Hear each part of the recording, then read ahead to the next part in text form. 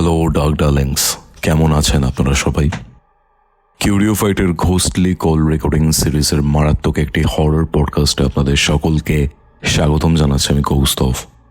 আজকে বালিগঞ্জের একটি বাড়ির ঘটনা আপনারা শুনতে চলেছেন, যে বাড়িতে হয়েছিল একটা মারাত্মক প্যারানর্মাল ইনভেস্টিগেশন। সূর্য আজকে এই ঘোস্টলি কল রেকর্ডিং আমার সাথে রয়েছে। আমি নিজের সাথে ঘটে যাওয়াও কিছু কেস এখানে শেয়ার করেছি। আপনারাও যদি আপনাদের সাথে ঘটে যাওয়া এরকম প্যারানর্মাল অ্যাক্টিভিটির ব্যাপারে আমাকে জানাতে চান, অথবা আমার থেকে কোনো স্পিরিচুয়াল হেল্প বা গাইডেন্স নিতে চান, অথবা কোনো অ্যাস্ট্রোলজিক্যাল প্রেডিকশন বা তান্ত্রিক হেল্প চান, যোগাযোগ করুন আমাদের অফিসিয়াল হোয়াটসঅ্যাপ নম্বরে। নম্বরটি হচ্ছে 6290675195। এই নম্বরটি আপনারা মোবাইল স্ক্রিনে দেখতে পাচ্ছেন, ডেসক্রিপশন বক্সে থাকবে এবং কমেন্ট সেকশনের একদম প্রথম পিন কমেন্টে থাকবে। আমি আর কথা বাড়াবো না, সরাসরি চলে যাব কিউরিওফাইটের ঘোস্টলি কল রেকর্ডিং সিরিজের মারাত্মক একটি হরর পডকাস্টে।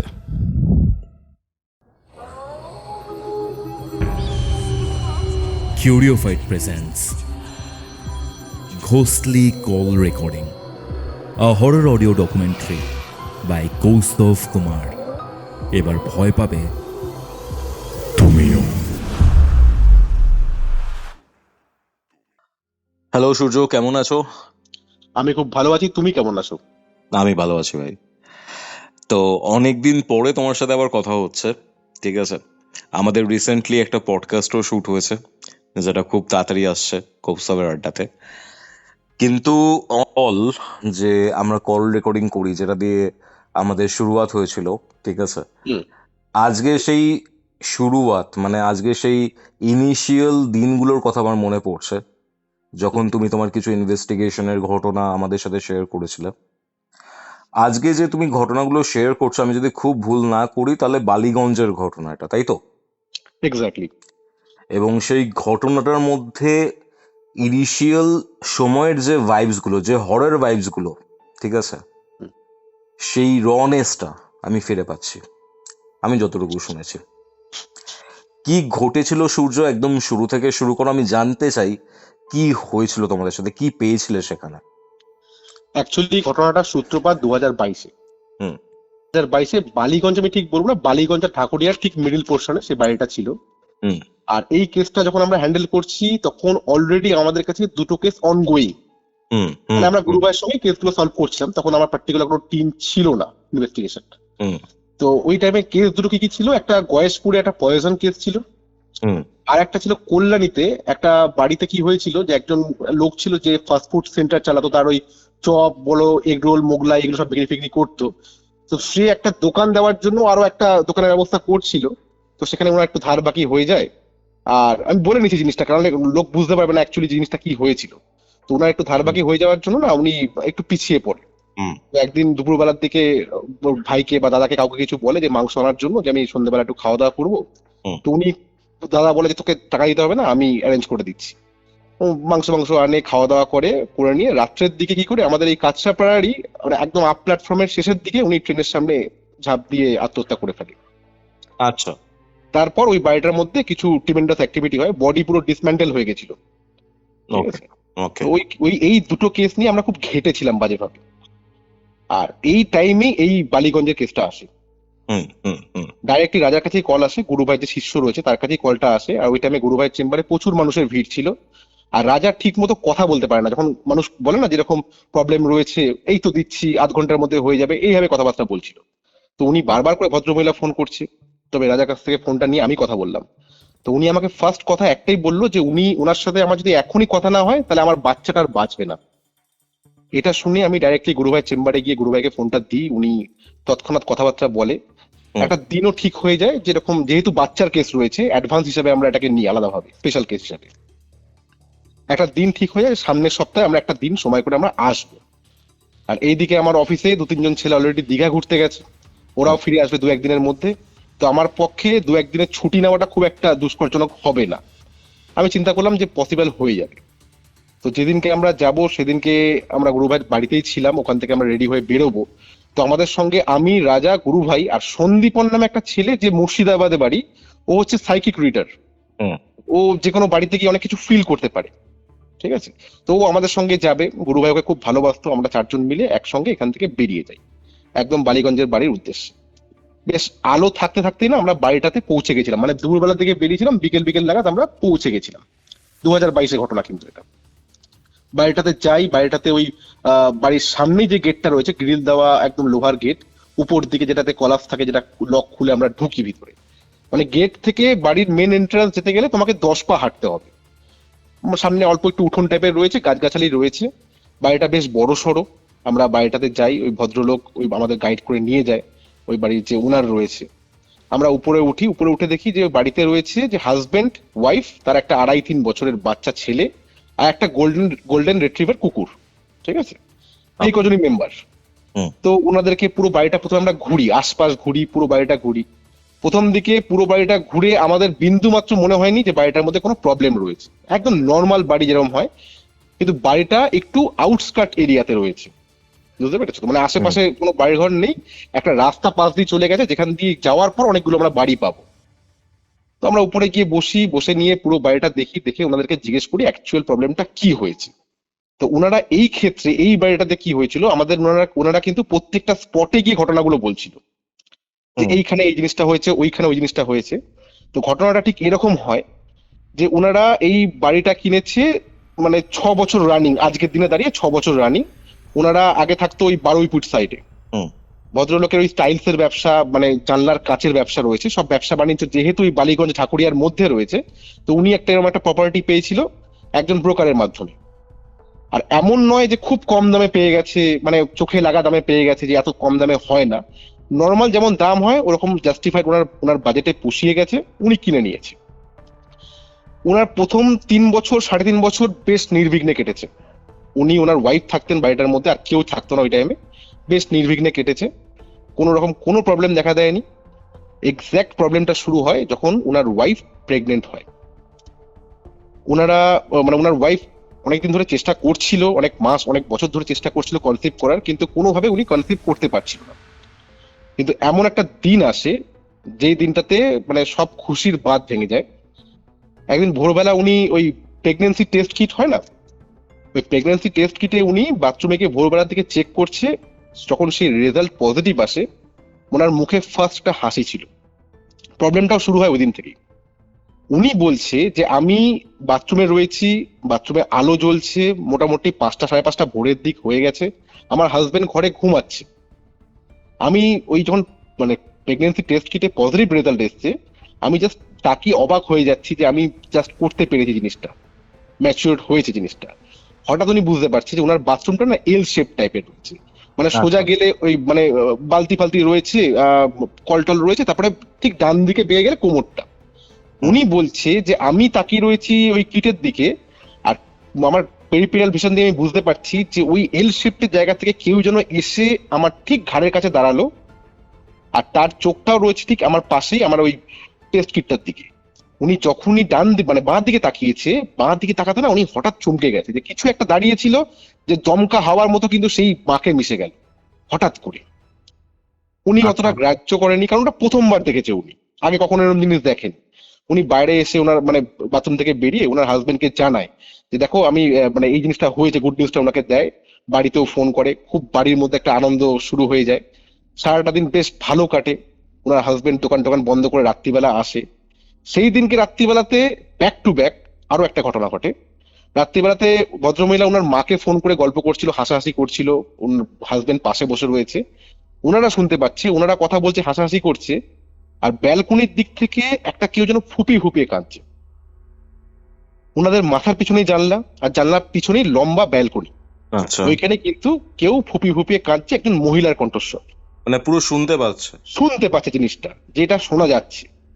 তো ওরা কি করেছে, উঠেছে, উঠে ব্যালকনির গেট খুলেছে, খুলে ভালো করে চেক করেছে, কোথাও কিচ্ছু নেই, বিন্দুর মাত্র কিচ্ছু নেই, কেউ কোথাও নেই। তো ওরা জিনিসটাকে না মানে গ্রাহ্য করেনি, মানে শুনছে বুঝছে সবই ঠিক আছে, কিন্তু জাস্ট ইগনোর করে গেল জিনিসটাকে। তারপর মোটামুটি সেভাবে আর কোনো প্রবলেম হয়নি। ওনারা কি করেছে, একজন আয়া ঠিক করে দিয়েছিল যে ওনাকে কিছু মানে যেহেতু ওনার বউ প্রেগনেন্ট, একটা আয়া থাকবে মানে যে দেখাশোনা করার জন্য। সেই আয়া কিছু মুভমেন্ট দেখতে পাচ্ছিল বাড়ির মধ্যে, যে উনি যখন রান্না করছে মনে হচ্ছে যেন পিছন থেকে কেউ দেখে চলে যাচ্ছে, বাথরুম থেকে কেউ বেরিয়ে যেন একদম ব্যালকনির দিকটা মিশে গেল। মানে অ্যাকচুয়ালি উনি প্রেগনেন্ট হওয়ার পর থেকে কিন্তু এই নোটিশ গুলো করা যাচ্ছে, এই জিনিসগুলোকে নোটিস করা যাচ্ছে। তো উনি বলেছিল একবার, তো ওরা বলেছে কিছু না, ওগুলো তুমি কিছু ফিল করো না, ওগুলো দেখো না। তো ওই আয়া কাজ ছেড়ে দেয় যেদিনকে এই ভদ্রমহিলার ডেলিভারি ডেটটা ম্যাচ করে যায়, মানে কালকে ওনার ডেলিভারি হবে, তার মোটামুটি 7-8 দিন আগে ওই আয়া কিন্তু কাজ ছেড়ে দেয়। যেদিনকে ডেলিভারি হবে তার আগের দিন রাত্রিবেলাতে এই মেয়েটার মা আর বাবা এই বাড়িতে চলে আসে, যে পরের দিনকে সার্জারি হবে, সকাল সকাল বেরোতে হবে। তো এই ভদ্রলোক আর ওনার শ্বশুর মশাই শোয় পাশের ঘরে, আর এই ভদ্রমহিলা ওনার মা একটা ঘরে রয়েছে। ওকে। এইবার হয়েছে কি, ভদ্রমহিলা রাত্রে শুয়ে রয়েছে, ঘুমিয়েও পড়েছে, ঘরে একটা জিরো ল্যাম্পের আলো জ্বলছে। হঠাৎ উনি মানে ফিল করছেন ওনার পেটে একটু ব্যথা লাগছে, মানে চিন চিন করে পেট ব্যথা করলে যেমন হয় না, ওরকম একটা ব্যথা পেন হচ্ছে। উনি চোখ খুলে হঠাৎ দেখে না চমকে উঠেছে। উনি দেখছে যে বেশ উঁচু লম্বা একজন, উনি গ্যারান্টি দিচ্ছে যে সে দাঁড়িয়ে ছিল না, সে মানে হাঁটু গেড়ে বসে রয়েছে, কিন্তু তাতেই অনেকটা উনি উঁচু লম্বা। সে যেন তার পেটের দিকে তাকিয়ে রয়েছে, আর তার মাথা থেকে বিস্তীর্ণ চুল একদম মেঝে অব্দি ছেয়ে গেছে পুরো। উনি ওনার হিসাবে যেটা ছিল যে কেউ যেন হাত দিয়ে ঝুঁকে পড়ে ওনার পেটের দিকে তাকিয়ে ছিল। উনি ওটা দেখে ভয়ানক ভয় পেয়ে গেছে, চিৎকার করে ওঠে, ওনার মা উঠে যায় হকচকিয়ে, ওনার হাজবেন্ডও চলে আসে, আর ওনার ওই টাইমে পেটে খুব পেন হতে শুরু করে। তৎক্ষণাৎ ওনাকে অ্যাম্বুলেন্স ডাকা হয়, ডাকে নিয়ে ওই হসপিটালে, নিয়ারেস্ট হসপিটালে নিয়ে যাওয়া হয়। সকালবেলা ওনার সার্জারি হয়, ওনার পুত্র সন্তান হয়, ছেলে হয়েছিল। ওনার মাকে উনি পরবর্তীকালে ঘটনাগুলো বলে যে আমি এরকম একটা জিনিস দেখেছি। তো ওনার মা বলে ঠিক আছে আমি একটা ব্যবস্থা করছি। ওনার মা একটা মন্দিরে গিয়ে পুজো পুজো দেয় মেয়ের নামে, মেয়ের মাথাতে ওই ঠাকুরের ফুল ছুঁয়ে দেয়, ছুঁয়ে দিয়ে ভাবে যে প্রবলেম সলিউশন হয়ে গেছে, আর কোনো প্রবলেম নেই এই মুহূর্তে। বাড়ি চলে আসে। বাড়ি আসার পর বেশ ভালোভাবে দিন ফিন কাটছিল, আরো একজন আয়া ঠিক করে দেওয়া হয় যে তুমি সারাদিন থাকবে, মোটামুটি রাত্রিবেলা থেকে ও বাড়ি চলে যাবে। বাচ্চা হওয়ার পর আর সেভাবে কোনো প্রবলেম হয়নি, সবকিছু ঠিকঠাক চলছিল, অবস্থা নর্মালে ফিরে এসেছিল, কোনো রকম কোনো প্রবলেম নেই, সব ঠিকঠাক হয়ে রয়েছে। প্রবলেমটা এক্স্যাক্টলি শুরু হয় আর 2 বছর পর থেকে, মানে এই সময় থেকে, যেদিনকে আমাদেরকে ডাকা হয়েছে তার কিছু মাস আগে থেকে প্রবলেমটা শুরু হয়। প্রবলেম কি হচ্ছে, বাচ্চাটার বয়স যখন 2-2.5 বছর হয়েছে, বাচ্চাটার প্রপার হেড মুভমেন্ট হতো, যেটা আমরা ওই বাড়িতে গিয়ে দেখেছি। বাচ্চাটা কি করতো, বাচ্চাটা একা একা খেলতো। আর ওই ভদ্রমহিলা আমাদের একটা কথা বলেছিল যে বাচ্চাটা যখন প্রথম হাঁটতে শেখে, ও আগে কি করতো, দেয়াল ধরে দাঁড়াতো, দাঁড়িয়ে দেয়াল ধরে হাঁটার চেষ্টা করতো। আর একটা সময় এরকম মনে হতো যে ওর হাত ধরে যেন ওকে কেউ হাঁটতে শেখাচ্ছে, বাচ্চাটার হাত ধরে যেন কেউ হাঁটতে শেখাচ্ছে। আর একদিন কি হয়েছে, আর তারপরেই হ্যাঁ মানে বাচ্চাটা মোটামুটি, আমি একটা জিনিস বলতে মিস করে গেলাম, বাচ্চাটা যখন হয়েছিল তখনই ওনার হাজবেন্ড একটা গোল্ডেন রিট্রিভার কুকুর কিনে নিয়ে এসেছিল। কারণ ওনার হাজবেন্ডের কুকুরের একটা শৌখিনতা রয়েছে, আগেও করতো, কিন্তু এই বাড়িতে আসার পর প্রথমবার একটা রিট্রিভার উনি কিনে নিয়ে আসে। তো এই কুকুরটা বাচ্চাটার সঙ্গে বেশিরভাগ সময়টা কাটাতো, বাচ্চাটাও বড় হচ্ছে কুকুরটাও বড় হচ্ছে, এরকম একটা ব্যাপার ছিল। তো ভদ্রমহিলা বলছে যে আমি রান্নাঘরে রান্না করছি, রান্নাঘর থেকে আমাদের বেডরুমের গেটটা দেখা যায়, মাঝখানে ডাইনিং রয়েছে। বাচ্চাটা বল নিয়ে খেলছে, কুকুরটা সাথেই ছিল। বলটা বাচ্চাটা ছুড়ে দেয় ব্যালকনির দিকটাতে, মানে বেডরুমের সামনে দাঁড়ালে ডান হাতে পড়বে হচ্ছে ব্যালকনির গেট, আর তার পাশেই হচ্ছে বাথরুমের দরজা পুরোপুরি, আর বাথরুমের পাশেই হচ্ছে রান্নাঘর। তো দেখছে যে বাচ্চাটা বলটা ছুড়ে দিয়েছে, কুকুরটা বলটা আনতে গিয়ে কি করেছে, ব্যালকনিতে ঢুকেছে, ঢুকে হঠাৎ করে কুকুরটা না রিভার্স হাঁটছে। ভদ্রমহিলাটা ভালো করে নোটিস করে যে কুকুরটা কিন্তু রিভার্স হাঁটছে, আর সেদিন কি সে আয়া কোনো কারণের জন্য আসেনি, ভদ্রমহিলা নিজে রান্না করছিল। তো দেখছে সন্ধ্যেবেলার দিকে যে বাচ্চাটা এরকম বলটা ছুড়ে দিয়েছে, আর ওই কুকুরটা কিন্তু রিভার্স হাঁটছে, পিছন দিকে হাঁটছে, আর হাঁটতে হাঁটতে দৌড়ে ঘরে ঢুকে গেল। আর তারপর থেকে কি হতো, যে কুকুরটা কিন্তু ওই ঘর থেকে, মানে সন্ধ্যের পর সেই ঘর থেকে আর বেরোতো না, ঘরে ঢুকে যেত, ঘর থেকে আর বেরোতো না। কারণ ও ভুল করে 2-1 বার ব্যালকনির সাইডে চলে যেত, আর ব্যালকনির সাইডে গেলেই ও একটু অন্যরকম হয়ে যেত। দেখো কুকুরের সম্পর্কে আমার খুব বেশি আইডিয়া নেই, কিন্তু আমি এটুকু জানি যে ল্যাব আর রিট্রিভার খুব ইউজার ফ্রেন্ডলি কুকুর হয়। ইউজার ফ্রেন্ডলি, হ্যাঁ মানে খুব হ্যাঁ, তাড়াতাড়ি মানে পোষ মেনে যায়, হ্যাঁ ওরা খুব একটা হিংস্র হয় না। মানে ইউজার ফ্রেন্ডলি এমন ভাবে বললে আমার মোবাইল মনে হলো সূর্য। না না সেরকম না, মানে ওরা মানে খুব ইউজার ফ্রেন্ডলি বলতে কি, মানে গৃহপালিত হয়, মানে ওরা খুব তাড়াতাড়ি পোষ মেনে যায়, পোষ্য হয়, মানে ফ্রেন্ডলি নেচারের হয়, খুব ফ্রেন্ডলি নেচারের হয়। হ্যাঁ, হ্যাঁ। তো ওটাই আমি ইউজার ফ্রেন্ডলি বলছিলাম অ্যাকচুয়ালি। আচ্ছা। হ্যাঁ তো ওরা ওরকম ভাবে হিংস্র হয় না, কিন্তু ওই কুকুরটা কি করতো, ব্যালকনির সামনে গেলে না একদম মুখ থেকে গড়গড় করে আওয়াজ করতো, নখ দিয়ে স্ক্র্যাচ করতো, আর সবসময় উল্টো হাঁটতো, অ্যাগ্রেসিভ হয়ে যেত। অ্যাগ্রেসিভ হয়ে যেত। আর মানে দেখে মনে হতো যে ব্যালকনি থেকে ও কাউকে দেখছে, যে যেন কুকুরটার সামনেই পুরোপুরি কিন্তু আস্তে আস্তে এগিয়ে আসছে। এটা ভদ্রমহিলা ওনার হাজবেন্ডকে বলে। তারপর যে আয়া আছে, সে আয়া একটা খুব বাজে জিনিস দেখে। কাপড় টাপড় কেচেছে বিকেল বেলা, বলছে কেবল সন্ধ্যে নামবে বিকেল বেলা ওই আয়া কাপড় মেলছিল ব্যালকনির সাইডে। তো ওই আয়ার বক্তব্য কি ছিল, যে একটা ধোঁয়া মতো কিছু ছিল যেটা একদম সিলিং এর দিকে ছিল। ওই সিলিং এর দিকে ছিল, উনি যেই কাপড়টাকে মেলে সরতে গেছে তখন দেখছে একটা ধোঁয়া মতো কিছু দাঁড়িয়ে ছিল, যে ওই কাঁচটা মানে ঘরের যে বেডরুমে যে জানলা রয়েছে কাঁচটার সামনে সে দাঁড়িয়েছিল, সে হঠাৎ যেন বাড়ির পিছন দিকটাতে মিলিয়ে গেল। উনি ওটা দেখে পুরো কেঁপে উঠেছে। উনি আর বলছে আমি আর কাজ করবো না, তো ওনাকে ছাড়িয়ে দেওয়া হয়েছে।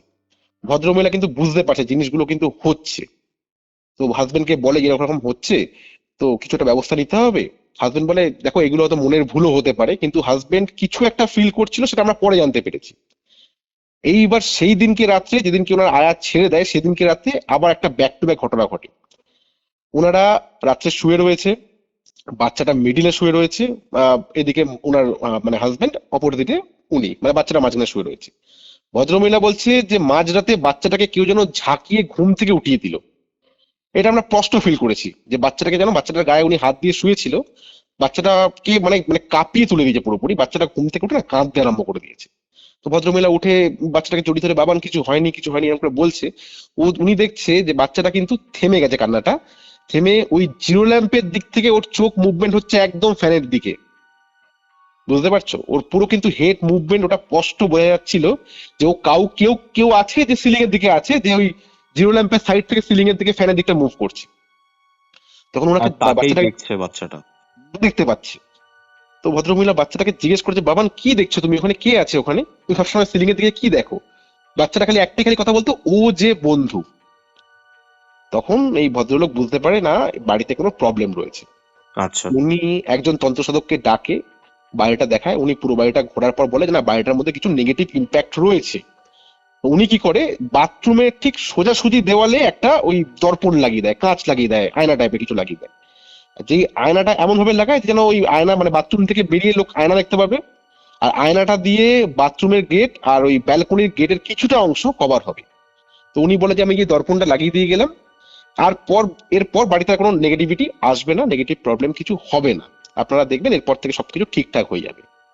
মুশকিলটা হয় কি, সেদিনকে রাত্রিবেলাতেই সেই দর্পণটা ভেঙে চুরমার হয়ে যায় হঠাৎ করে।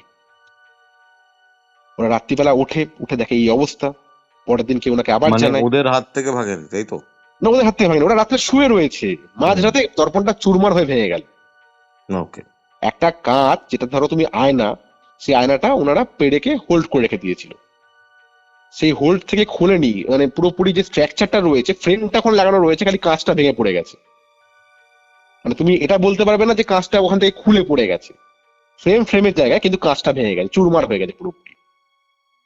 তো ওনারা আবার সেই তান্ত্রিককে ডাকে, তান্ত্রিক আসে, এসে নিয়ে বাড়িতে হোমযজ্ঞ অনেক কিছু করে, অনেকজন পান্ডা ফান্ডা নিয়ে আসে, নিয়ে এসে করে। কিন্তু কি হচ্ছে, তারপর থেকে ওনার রূপ চেঞ্জ হয়ে যাচ্ছে তান্ত্রিকের। বলছে আজকে 10,000 টাকা দাও, এই কাজ করতে হবে, পরের সপ্তাহে বলছে 15,000 টাকা লাগবে। এবার দেখো তুমি টাকা পয়সা খরচা করছো, যদি আউটকাম কিছু না আসে তুমি কি আর সেই জায়গায় যাবে কখনো? তুমি তো একদম বুঝতে যাওয়া পারছো। উচিত না। হ্যাঁ। হ্যাঁ, তুমি তো বুঝতে পারছো যে না, যে জিনিসটা ওনারা হুম, করছে হুম। তাতে কিছু আউটকাম আমার আসছে না, হুম। তাহলে আমার তো ওখানে গিয়ে কোনো লাভ নেই। উনি একজন সঠিক মানুষকে খুঁজছিল। তো উনাকে একজন বন্ধু বলেছিল তুই একটা কাজ কর, তুই বাড়িটাকে বিক্রি করে দে, আমার মনে হচ্ছে কোনো প্রবলেম হচ্ছে বাড়িটার মধ্যে, তুই বিক্রি করে দে। তো উনি ওটা মাথায় ছিল।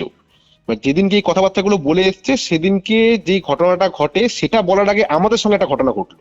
উনি খালি এইটুকু কমপ্লিট করেছে, আমরা এই ঘটনাগুলো শুনছিলাম কিন্তু ঠিক ওই ডাইনিং রুমটাতে বসে, সন্ধে হয়ে গেছিল। সন্দীপন নামে যে ছেলেটা ছিল ও হঠাৎ করে না উঠে দাঁড়িয়ে ডাইরেক্ট ব্যালকনির দিকে চলে গেল। চলে গিয়ে বলছে আমি কিন্তু শ্যাডো মুভমেন্ট বুঝতে পারছি, যে শ্যাডো মুভমেন্ট কিন্তু বাড়িটাতে হঠাৎ করে শুরু হয়েছে। আমরা উঠে ওর সঙ্গে যাই, গুরু ভাইও ছিল আমাদের সঙ্গে, আমরা সবাই মিলে উঠে যাই ব্যালকনির সাইডটা। হুম। জিজ্ঞেস করি সন্দীপন কি হয়েছে, বলছে আমি কিন্তু একটা শ্যাডো মুভমেন্ট দেখলাম, তোমরা সবাই কথা বলছিলে, আমার চোখ ছিল ব্যালকনির দিকটাতে, গেটটাতে একটা শ্যাডো মুভমেন্ট কিন্তু হচ্ছে, যে কিন্তু বার করে এই ব্যালকনির দরজার পাশ থেকে এই দিক থেকে ওদিক, মানে ডান দিক থেকে বাঁ দিক কিন্তু পাস করছে। আমি প্রথমবার দেখেছিলাম, আমি ইগনোর করেছি। সেকেন্ড টাইম আমি ভুল দেখিনি, আমি স্পষ্ট দেখেছি যে একটা শ্যাডো মুভমেন্ট কিন্তু এই বাড়িটাতে হঠাৎ করে শুরু হয়েছে। আর সাথে সাথে কিন্তু একটা দুর্গন্ধ, আর গন্ধটা কিরকম টাইপের শুরু হলো, মাদ্রাজি ধূপ আর ইঁদুর মরার, এই দুটো গন্ধকে তুমি যদি একসঙ্গে মিক্স করে দাও যেরকম একটা দুর্গন্ধ তৈরি হয়, হুম। এক্স্যাক্টলি ওই ব্যালকনিটা থেকে কিন্তু ওই জিনিসটা আমরা পেতে আরম্ভ করলাম। এই যে গন্ধটা, এই গন্ধটা আর কোথায় পাওয়া যায় তুমি বলো তো?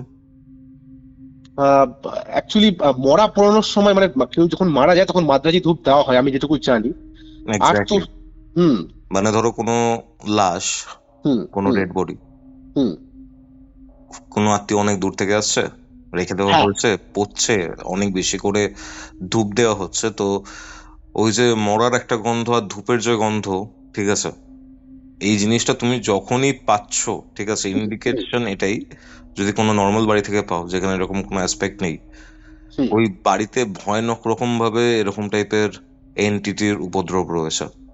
অ্যান্ড আচ্ছা মোস্ট আচ্ছা। প্রেফারবলি আমি আমার কাজের ক্ষেত্রে যেটা দেখেছি, অনেকে তো স্পিরিচুয়াল হেল্পের জন্য আসে, হুম। বাড়িগুলোতে প্রেত চালান করা থাকে ভাই, বা প্রেত বন্ধন করা থাকে। আচ্ছা, মানে এই মাদ্রাজি ধূপের গন্ধটা আসলে আর বা ইঁদুরের টুকটাক। গন্ধটাও আসতে হবে তোমাকে একসাথে। আচ্ছা আর আচ্ছা গন্ধের সোর্স পাবে না কোনো। আচ্ছা আচ্ছা আচ্ছা, বুঝতে তারপর কি পারছি। হলো সূর্য? তারপর ওইখানে দাঁড়িয়ে এই ভদ্রলোক আমাদেরকে একটা ঘটনা বললো, হুম হুম। মানে যে ঘটনাটা শোনার পর বলতে পারো সবকিছু মানে ভয়ের বাঁধ পুরো ভেঙে গেল। আচ্ছা। বলছে যে আমরা মানে বাড়িটা বিক্রি করবো এটা চিন্তা করেছি, তখন কারোর সঙ্গে কথাবার্তা কিছু বলিনি। হুম হুম আমরা শুয়ে রয়েছি যেভাবে আমরা শুই, হুম। বাচ্চাটা মাঝখানে, আমরা দুজন ওর খুব ক্লোজ হয়ে শুতাম যাতে ওকে কেউ ঝাঁকিয়ে না তুলে দেয়। তো আমরা হঠাৎ করে মাঝরাতে আমার বউ চিৎকার করে ওঠে, উঠে বলে বাবান কোথায়। বাচ্চাটা কিন্তু মাঝখানে নেই, হুম হুম। 2.5-3 বছরের বাচ্চা, মাঝখানে নেই রাত্রিবেলায়। ওরা উঠে ভদ্রমহিলা মানে চিৎকার করছে বাবান কোথায় গেল, বাবান কোথায় গেল, ভদ্রলোক উঠেছে। ওরা শুনতে পাচ্ছে যে মানে বাচ্চাটার আওয়াজ আসছে ব্যালকনির থেকে, ব্যালকনিতে বাচ্চাটা হাসছে।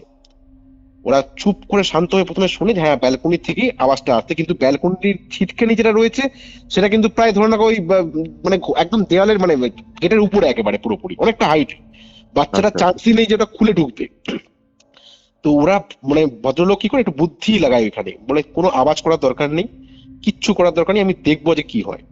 দুজন মিলে উঠে, ঘর পুরো অন্ধকার, লাইটও জ্বালায়নি ওরা ইচ্ছা করে, যে কি হয় দেখি। উঠেছে, উঠে নি যেটুকু জিরো ল্যাম্পের আলো সাপোর্ট ওইটুকুই, ডাইনিং এর লাইটও জ্বালায়নি। ওরা কি করেছে দেখছে মানে এই যে ব্যালকনির যে গেট, গেটের কিন্তু ছিটকানি লাগানো রয়েছে, কিন্তু বাচ্চাটা ব্যালকনিতে রয়েছে, বুঝতে পারছে এটা, ছিটকানি খোলা হয়নি, যেমন অ্যাজ ইট ইজ ছিটকানি লাগানো রয়েছে। ওরা কি করেছে, ওরা বাথরুমে ঢুকেছে, যেহেতু বাথরুমটা এল শেপ রয়েছে, সোজা গিয়ে ডান দিকে মুভ করতে হবে, আর বাথরুমে একটা মানে জানলা ছিল, সেই জানলা দিয়ে ব্যালকনিটা ভালোভাবে দেখা যায়। ব্যালকনির মানে ওই বাথরুমের জানলাটাকে একটুখানি ভদ্রলোক যখন খুলেছে, ভদ্রমহিলা বিকট চিৎকার করে উঠেছে, বিকট চিৎকার করে উঠেছে। কেন না, ওরা কি দেখেছে, আমরা ওই ঘটনাটা শুনছি ব্যালকনিতে দাঁড়িয়ে। বলছে আমরা দেখছি যে বাচ্চাটা মানে ওই ব্যালকনিতে অল টাইম একটা হালকা পাওয়ারের লাইট জ্বলতো, একদম মানে মৃদু লাইট, যেহেতু ব্যালকনির দিকটাতে অনেক কিছু অনেকে দেখেছে, লাইটটা জ্বালিয়ে রাখতো, যেহেতু ওই তান্ত্রিকটা বলে গেছিল যে ব্যালকনিটা কিন্তু কখনো অন্ধকার রাখবেন না, লাইটটা জ্বলছে। ওই লাইটটাতে পুরোটা ব্যালকনি আলোকিত হয় না, কিন্তু যেটুকু পোর্শন আলোকিত হয়েছে ওরা দেখছে যে বাচ্চাটা একবার সামনে দৌড়ে আসছে, আবার পিছনে চলে যাচ্ছে, আবার সামনে দৌড়ে আসছে, আবার পিছনে চলে যাচ্ছে। কেন এটা হচ্ছে না, তার কারণ হচ্ছে যে ওই ব্যালকনির সিলিং এ পা ঝুলিয়ে, মানে ব্যালকনির সিলিং এ তোমার আমি কিভাবে বলবো, বাদুর যেভাবে ঝুলে, মানে পাটা একজনের উপরে রয়েছে আর তার চুলটা পুরো নিচের দিকে ঝুলছে, সে রীতিমতো বাচ্চাটার দিকে এগিয়ে যাচ্ছে, আবার সে মানে দোলনার মতো মুভ করছে, সে পুরো দুলছে একেবারে পুরোপুরি। আমি তোমাকে বলছি আমার গায়ে লিটারেলি কাটা দিচ্ছে এখন, এই মানে ওই ঘটনাটা যখন আমি শুনছিলাম, যে সে পুরোপুরি বাদুর যেভাবে ঝুলে সেভাবে ঝুলছে, এটা বলছে কালো মানে কালো পুরো একটা গুরুবার অন্ধকার, কিন্তু বোঝা যাচ্ছে একটা মহিলার শেপ, তার চুলটা যে মাটিতে ছুটছে সেটা বোঝা যাচ্ছে, সে অনেকটা লম্বা, তার পাটা হ্যাং করে রয়েছে পুরোপুরি একদম সিলিং এ, আর সে বাচ্চাটার দিকে এগিয়ে আসছে, আবার পিছিয়ে আসছে। আর বাচ্চাটা ওটা দেখেই না, যখন ও সে সামনের দিকে এগিয়ে যাচ্ছে বাচ্চাটা পিছিয়ে যাচ্ছে, আবার যখন সে পিছন দিকে যাচ্ছে বাচ্চাটা তার দিকে এগিয়ে যাচ্ছে। ভদ্রমহিলা চিৎকার করে ওঠে, আর যখনই চিৎকার করে বাচ্চাটা থতমত খেয়ে যায়, যখন ওরা সঙ্গে সঙ্গে মানে ইয়েটা খুলে মানে ব্যালকনি গেটটা খুলে, হুম হুম। খুলে বাচ্চাটাকে নেয়, বাচ্চাটা তখন কেঁদে ফেলে, ওদের দুজনকে দেখে খুব কান্নাকাটি করে ফেলে। কোলে টোলে নিয়ে বাচ্চাটাকে ঘরের মধ্যে এসে রাখে, রেখে ওরা সারা রাত জেগে রয়েছে। ভদ্রমহিলার মাকে ফোন করে, মাকে ফোন করে ব্যাপারগুলো বলে। ওর মা খোঁজ খবর লাগাতে আরম্ভ করে যে কারোর মাধ্যমে এতে কোনো সলিউশন করানো যায়, কারণ বাড়িটার মধ্যে জেনুইনলি প্রবলেম হচ্ছে।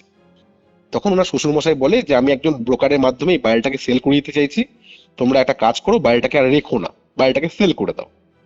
ভদ্রলোক খুঁজতে আরম্ভ করে বাড়িঘর, আর তার সাথে তারা আরো একটা জিনিস খুঁজছিল যে যদি কোনো ভালো তন্ত্রসাধক পাওয়া যায় এই কেসটাকে ক্লিয়ার করার জন্য। সেই দিনকে কি হয়েছে, তন্ত্রসাধক খুঁজতে খুঁজতে ওরা কিন্তু এই গুরু ভাইয়ের নাম্বার পায় সামহাউ কোনোভাবে, যে পরের দিনকে আমরা ফোন করবো বা চেম্বারে আসবো, এরকম একটা চিন্তা ভাবনা করে। সেদিনকে রাত্রিবেলা বাচ্চাটাকে নিয়ে ওরা শুয়ে রয়েছে ওই ঘরে, মোটামুটি 2:30-3টে বাজে বাচ্চাটা কান্নাকাটি করতে শুরু করে দেয়, প্রচন্ড জোর কান্নাকাটি করতে শুরু করে দেয়, চিৎকার করে উঠে। লাইট জ্বালায় ওরা, লাইট জ্বালিয়ে দেখছে যে বাচ্চাটার পায়ে কি যেন নখ দিয়ে না স্ক্র্যাচ করে লম্বা টেনে দিয়েছে, আর সেখান থেকে যেন ফিনকি দিয়ে রক্ত বেরোচ্ছে, ফিনকি দিয়ে রক্ত বেরোচ্ছে। তার মানে এটা কি বোঝা যাচ্ছে যে এইবার সে কিন্তু হার্ম করা শুরু করে দিয়েছে, সে কিন্তু ক্ষতি করা শুরু করে দিয়েছে। এতদিন সে বাচ্চাটাকে ভালোবাসতো, যবে থেকে ওরা চিন্তা করেছে বাড়িটাকে সেল করবে তবে থেকে কিন্তু এই জিনিসটা শুরু হয়ে গেছে। তখনই ওনারা গুরুভাইয়ের কাছে কন্ট্যাক্ট করে, আমাদের সঙ্গে কন্ট্যাক্ট করে আমরা ওই বাড়িতে আসি। গুরুভাই পুরো ঘটনাটা শুনে শুনে ওখানে একটা অদ্ভুত বিহেভিয়ার করে, যেটা আমাদের একদম ভালো লাগে না। হঠাৎ করে গুরুভাই ওনাদের দিকে তাকিয়ে বলছে যে এই কেসটা আমরা ক্লিয়ার করতে পারবো না, আমাদের দ্বারা হবে না, আপনি অন্য কাউকে দেখে নিন। উনি কোনোবার কোনোদিন এই ঘটনা মানে কোনো মানে বাড়িতে কেসে গিয়ে এরকম কথা বলেনি, কিন্তু হঠাৎ করে ওখানে গিয়ে না এই কথাগুলো বলে আমরা একটু হকচকিয়ে গেছি। আমরা এক্সপেক্ট করছিলাম অন্যরকম কিছু, যে উনি কিছু সলিউশন দেবে বা কিছু বলবে। উনি বলছে আমরা কেসটা নেবো না, মানে এই প্রবলেমটা আমাদের দ্বারা সলভ হবে না, আপনি আরো ভালো কারোর খোঁজ করুন, আপনারা তারাপীঠ চলে যান, আপনারা কামাখ্যা চলে যান, যেখানে ইচ্ছা যান, কিন্তু আমরা এটা পারবো না করতে। আমাদেরকে সবাইকে বলে চলো, আর বসে লাভ নেই, আমরা এই কেসটা হ্যান্ডেল করতে পারবো না, এটা আমাদের ক্ষতি হয়ে যাবে বলে উনি ওখান থেকে বেরিয়ে আসে। ভদ্রলোক পিছন পিছন চলে আসে আমাদের, এসে নিয়ে আমরা ঘরে মানে পুরো প্রপার্টির বাইরে চলে যাই। ভদ্রলোক তখন গিয়ে বলছে যে দেখুন আমার আর কোনো অপশন নেই, আমি অনেক আশা করে আপনার কাছে এসেছিলাম। উনি তখন ওনাকে দাঁড় করিয়ে বলে যে আমি যদি বাড়িতে দাঁড়িয়ে বলতাম যে আপনি এই কাজগুলো করুন, আমরা এইটা করব, আপনার বাচ্চাকে ওরা মেরে ফেলে দিত, বাঁচতে দিত না। কারণ আমরা মানে ওই এটা জিনিস জায়গাটাতে পুরো মাইন্ড ট্রিক খেলেছে। মাইন্ড ট্রিক খেলেছে, যে হুম ওখানে আমি যদি বলতাম যে আমরা করব তাহলে বাচ্চাটার ক্ষতি হয়ে যেত। হুম হুম আমরা সারেন্ডার করলাম যে আমরা পারবো না, হুম কিন্তু আমরা করবো কাজটা, কিন্তু ওই বাড়ির মধ্যে কিছু কথা বলবো না। কারণ আমরা যখন কথা বলছিলাম, যেটা সন্দীপন দেখেছে সেটা আমি প্রথম থেকে দেখতে পাচ্ছিলাম, যে শ্যাডো মুভমেন্ট হচ্ছে, সে কিন্তু আমাদের সঙ্গেই রয়েছে, আর সে পুরো ব্যাপারটা দেখছে, শুনছে, বুঝছে। আর আপনার বাড়িতে কোনো ফিমেল এন্টিটি রয়েছে, মহিলা প্রেত রয়েছে, আর যে খুব রুষ্ট হয়ে রয়েছে কোনো কারণের জন্য। তখন ভদ্রলোক একাই ছিল, ওনার ওয়াইফ বেরোয়নি, ওয়াইফ গেট অব্দি এসেছিল, কিন্তু উনি গেটের বাইরে অব্দি এসেছিল। তখন ভদ্রলোক বলছে দেখুন এই ব্যাপারটা আমি কিছুটা জানি, আমি আপনাকে কিছুটা বলতে পারি, আমার ওয়াইফ ভয় পাবে বলে আমি বলতে পারিনি। তখন উনি বলছে যে উনার একটা বিবাহ বহির্ভূত সম্পর্ক ছিল, ঠিক আছে? তো উনার ওয়াইফ যখন বাপের বাড়ি গেছিল, তখন উনি মানে প্রেগনেন্ট হয়নি, তার আগেই ওনার মানে হাজবেন্ড এটা কিছু না কিছু বুঝতে পেরেছে, কিন্তু উনি এটাকে গ্রাহ্য করেনি। উনি বলছে যে আমার ওয়াইফ বাপের বাড়ি চলে গেছিল, তো আমি রাত্রিবেলাতে ভিডিও কলিং এ কথা বলছিলাম একজনের সাথে, কোনো একজনের সঙ্গে আমি ভিডিও কলিং এ কথা বলছিলাম। ঘর মোটামুটি অন্ধকার, একটা জিরোলাম যেমন জ্বলে সেরকম জ্বলছিল, যে বেডরুমে শুই সেই বেডরুমে আমরা ছিলাম। আমি কিভাবে কথা বলছিলাম না, ভিডিও কলিং এ ফোনটাকে সামনে রেখেছিলাম, খাটের যে হয় না যে খাটে যে হেলান দেওয়া যে জায়গাটা, ওখানে ফোনটা হোল্ড করেছিলাম, পাশ বালিশটা বুকের সামনে দিয়ে রেখেছিলাম, দিয়ে রেখে ওই যেটুকু আলো মুখে পড়ছিল সেটুকু আলোতে কথা বলছিলাম আমি উনার সাথে। তো উনি হঠাৎ করে আমাকে বলছে যে তোমার বউ কি তোমার সঙ্গে রয়েছে? তো ও বলছে কি ফালতু কথা তুমি বলছো, আমার বউ থাকলে তোমায় কেন ভিডিও কলিং করবো? বলছে ঘরের মধ্যে কে আছে? উনি কিন্তু ভিডিও কলিং এ দেখছে। বলছে আমি বলছি কেউ ঘরের মধ্যে রয়েছে, আমি দেখলাম সে একবার তোমার পিঠের পাশ থেকে মানে উকি মেরে চলে গেল, কাকে নিয়ে এসছো তুমি বাড়ির মধ্যে? তুমি আর কজনের সঙ্গে সম্পর্ক করছো এরকম টাইপের? ওই মেয়েটাও বলছে, যে মেয়েটার সঙ্গে উনি কথাবার্তা বলছিল। তো উনি একটু রেগে গেছে, বলছে ফালতু কথাগুলো না বলে তুমি আমার সঙ্গে কথা বলো, কেউ নেই বাড়ির মধ্যে। লাইট জ্বালিয়ে দেখায় ওনাকে ভিডিও কলিং এ পুরো ঘর, আবার লাইট অফ করে নিয়ে কথা বলছে। সেকেন্ড টাইমও মেয়েটা সেম কথা বলে যে আমি ফোন রাখছি, তোমার ঘরে কেউ না কেউ রয়েছে, আমি দেখতে পেলাম, সেকেন্ড টাইম দেখতে পেলাম, এটা আমার কোনো ভুল নয়। তখন উনি একটু গালাগালি ফালাগালি করে দেয়, করে ফোন কেটে দেয়।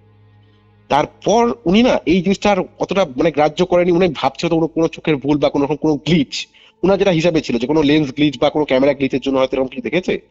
উনি অ্যাকচুয়াল ব্যাপারটা কবে জানতে পারে? উনি জানতে পারে হচ্ছে জিমে যখন যায়।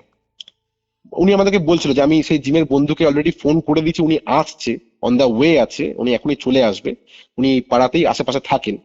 ওই জিমের বন্ধুকে যখন আলাপ হয় তো ওনাকে জিজ্ঞেস করে জিমের বন্ধু যে আপনার বাড়ি কোথায়। তো বাড়ি যখন অ্যাড্রেসটা বলে তখন উনি বলে যে এই বাড়িটা তুমি কেনার আগে খোঁজ খবর নাওনি? তখন উনি বলছে কি খোঁজ খবর নেবো? তখন বলতে বলতে দেখলাম যে ওনার বন্ধু বাইক নিয়ে অলরেডি চলে এসছে। তো আমরা একটু এগিয়ে গেলাম, এগিয়ে গিয়ে আমরা ওনার বন্ধুর সঙ্গে বসলাম একটা জায়গাতে। তো ওনার বন্ধু যিনি জিমের সঙ্গে একসঙ্গে জিম করতো, জিম পার্টনার যিনি ছিল, উনি বলছে যে এই বাড়িটাতে একবার ডাকাতি হয়েছিল, ঠিক আছে? ডাকাতি হয়েছিল, আর কিভাবে ডাকাতি হয়েছিল তখন উনি ঘটনাটা বলছে যে এই বাড়িতে ওনারা থাকার আগে একটা ফ্যামিলি থাকতো, হাজবেন্ড ওয়াইফ থাকতো, আর হাজবেন্ডটা ওয়াইফের থেকে বয়সের ডিফারেন্সটা অনেকটা বেশি ছিল, প্রায় ধরে নাও 17-18 বছর ডিফারেন্স ছিল। হাজবেন্ডটা সরকারি কর্মচারী ছিলেন, বিয়ে করে নিয়েছিল, খুব ভালোভাবে দিন কাটছিল। কিন্তু মুশকিলটা হয় কি, হাজবেন্ডের একজন বন্ধুর আনাগোনা এই বাড়িতে শুরু হয়েছিল বারবার করে। আর তারপর থেকেই ওনার যে ওয়াইফ ছিল, ওনার থেকে বেশি ইন্টারেস্টেড ওনার বন্ধুর প্রতি। আসলে একটু আনমনা হয়ে যাওয়া, মানে যেহেতু এই যে ছেলেটা জিমের যে পার্টনার রয়েছে, এই ওই পাড়ার পিছন দিকে থাকতো, এনারা কেসটা দেখেছিল, শুনেছিল, প্লাস আশেপাশ থেকে যেরকম আসা যাওয়া বেশি হয়ে গেছিল। তো হওয়ার পরে ভদ্রমহিলা প্রেগনেন্ট হয়, যে বাড়িতে থাকতেন, যারা আগে যে ল্যান্ডলর্ড ছিল থাকতেন। তো এই বাড়িটা ওই ল্যান্ডলর্ড ওই টাইমে রেনোভেট করাচ্ছিল, রং চটিয়ে রং করা যেভাবে রেনোভেট করে না মিস্ত্রি ডেকে, ওইভাবে রেনোভেট করাচ্ছিল। আর ওনার ওয়াইফ প্রেগনেন্ট ছিল। তো উনি প্রেগনেন্ট হওয়াতে যতটা মানে খুশি হওয়ার দরকার, তার থেকে বেশি দুঃখিত ছিল কোনো কারণে, এটা বোঝা যাচ্ছিল, যেটা পাড়ার লোকের মুখ থেকে শোনা। মানে ওই ভদ্রলোক যেসব সেলুনে যেত বা যেখানে সেখানে চা ফা খেত, তারপর থেকে যে গুজব গুলো উঠেছিল, ওদের হিসাবে গুজব, কিন্তু যে ঘটনাটা আমাদের বলছে ওনার হিসাবে এটা সত্যি ঘটনা। যে আমি শুনেছিলাম, এটা কানাফুসি শুনেছিলাম আমি, যে এই যে ওনার ওয়াইফ প্রেগনেন্ট হয়েছে এটাতে কিন্তু উনি খুশি নন। তো হঠাৎ করে কি হয়, একদিন রাত্রিবেলাতে ওনার বাড়িতে ডাকাত পড়ে। আর ডাকাত এসে কি করে, যে না ওনার বাড়ি থেকে চুরি হয়েছে, ডাকাতি হয়েছে, কিন্তু সেভাবে কিছু চুরি হয়নি, অল্প বিস্তর চুরি হয়েছে। কিন্তু মেন উদ্দেশ্য যেটা ছিল, যে ওনার হাজবেন্ডকে চেয়ারে বাঁধা হয়েছিল, আর ওনার ওয়াইফকে ওই ব্যালকনির মধ্যে মানে ছুরি দিয়ে স্ট্র্যাপ করে ওই ব্যালকনি থেকে কোল পাচা করে ফেলে দেওয়া হয়েছিল প্রেগনেন্ট অবস্থায়। আর উনি যখন ওখান থেকে পড়ে, একদম খুব বাজে অবস্থায় ওনার মৃত্যু হয়। ইভেন এই যে জিম পার্টনার যারা আছে, এরা যখন ভোরবেলার দিকে ওই এরিয়াটাতে যায়, ওনারা তখন বলে যে বডি ক্লিয়ার হয়ে গেছিল, কিন্তু এই রক্ত যে চাপ চাপ যে রক্তগুলো ছিল, ওগুলো পুরো বালি দিয়ে ঢাকা ছিল। আর পরবর্তীকালে একটা জিনিস জানা গেছে, যে এই যে ডাকাত যারা এসছিল, এদেরকে কোনোদিনও পাওয়া যায়নি। আর যে গুজবটার কথা আমি বলছিলাম তোমাকে, সেই গুজবটা হচ্ছে, যারা বাড়ি রিনোভেট করতে এসেছিল তাদেরকে এই ভদ্রলোক নাকি টাকা পয়সা দিয়ে ডাকাত সাজিয়ে ওনার ওয়াইফকে মার্ডার করিয়েছিল। বুঝতে পারছো?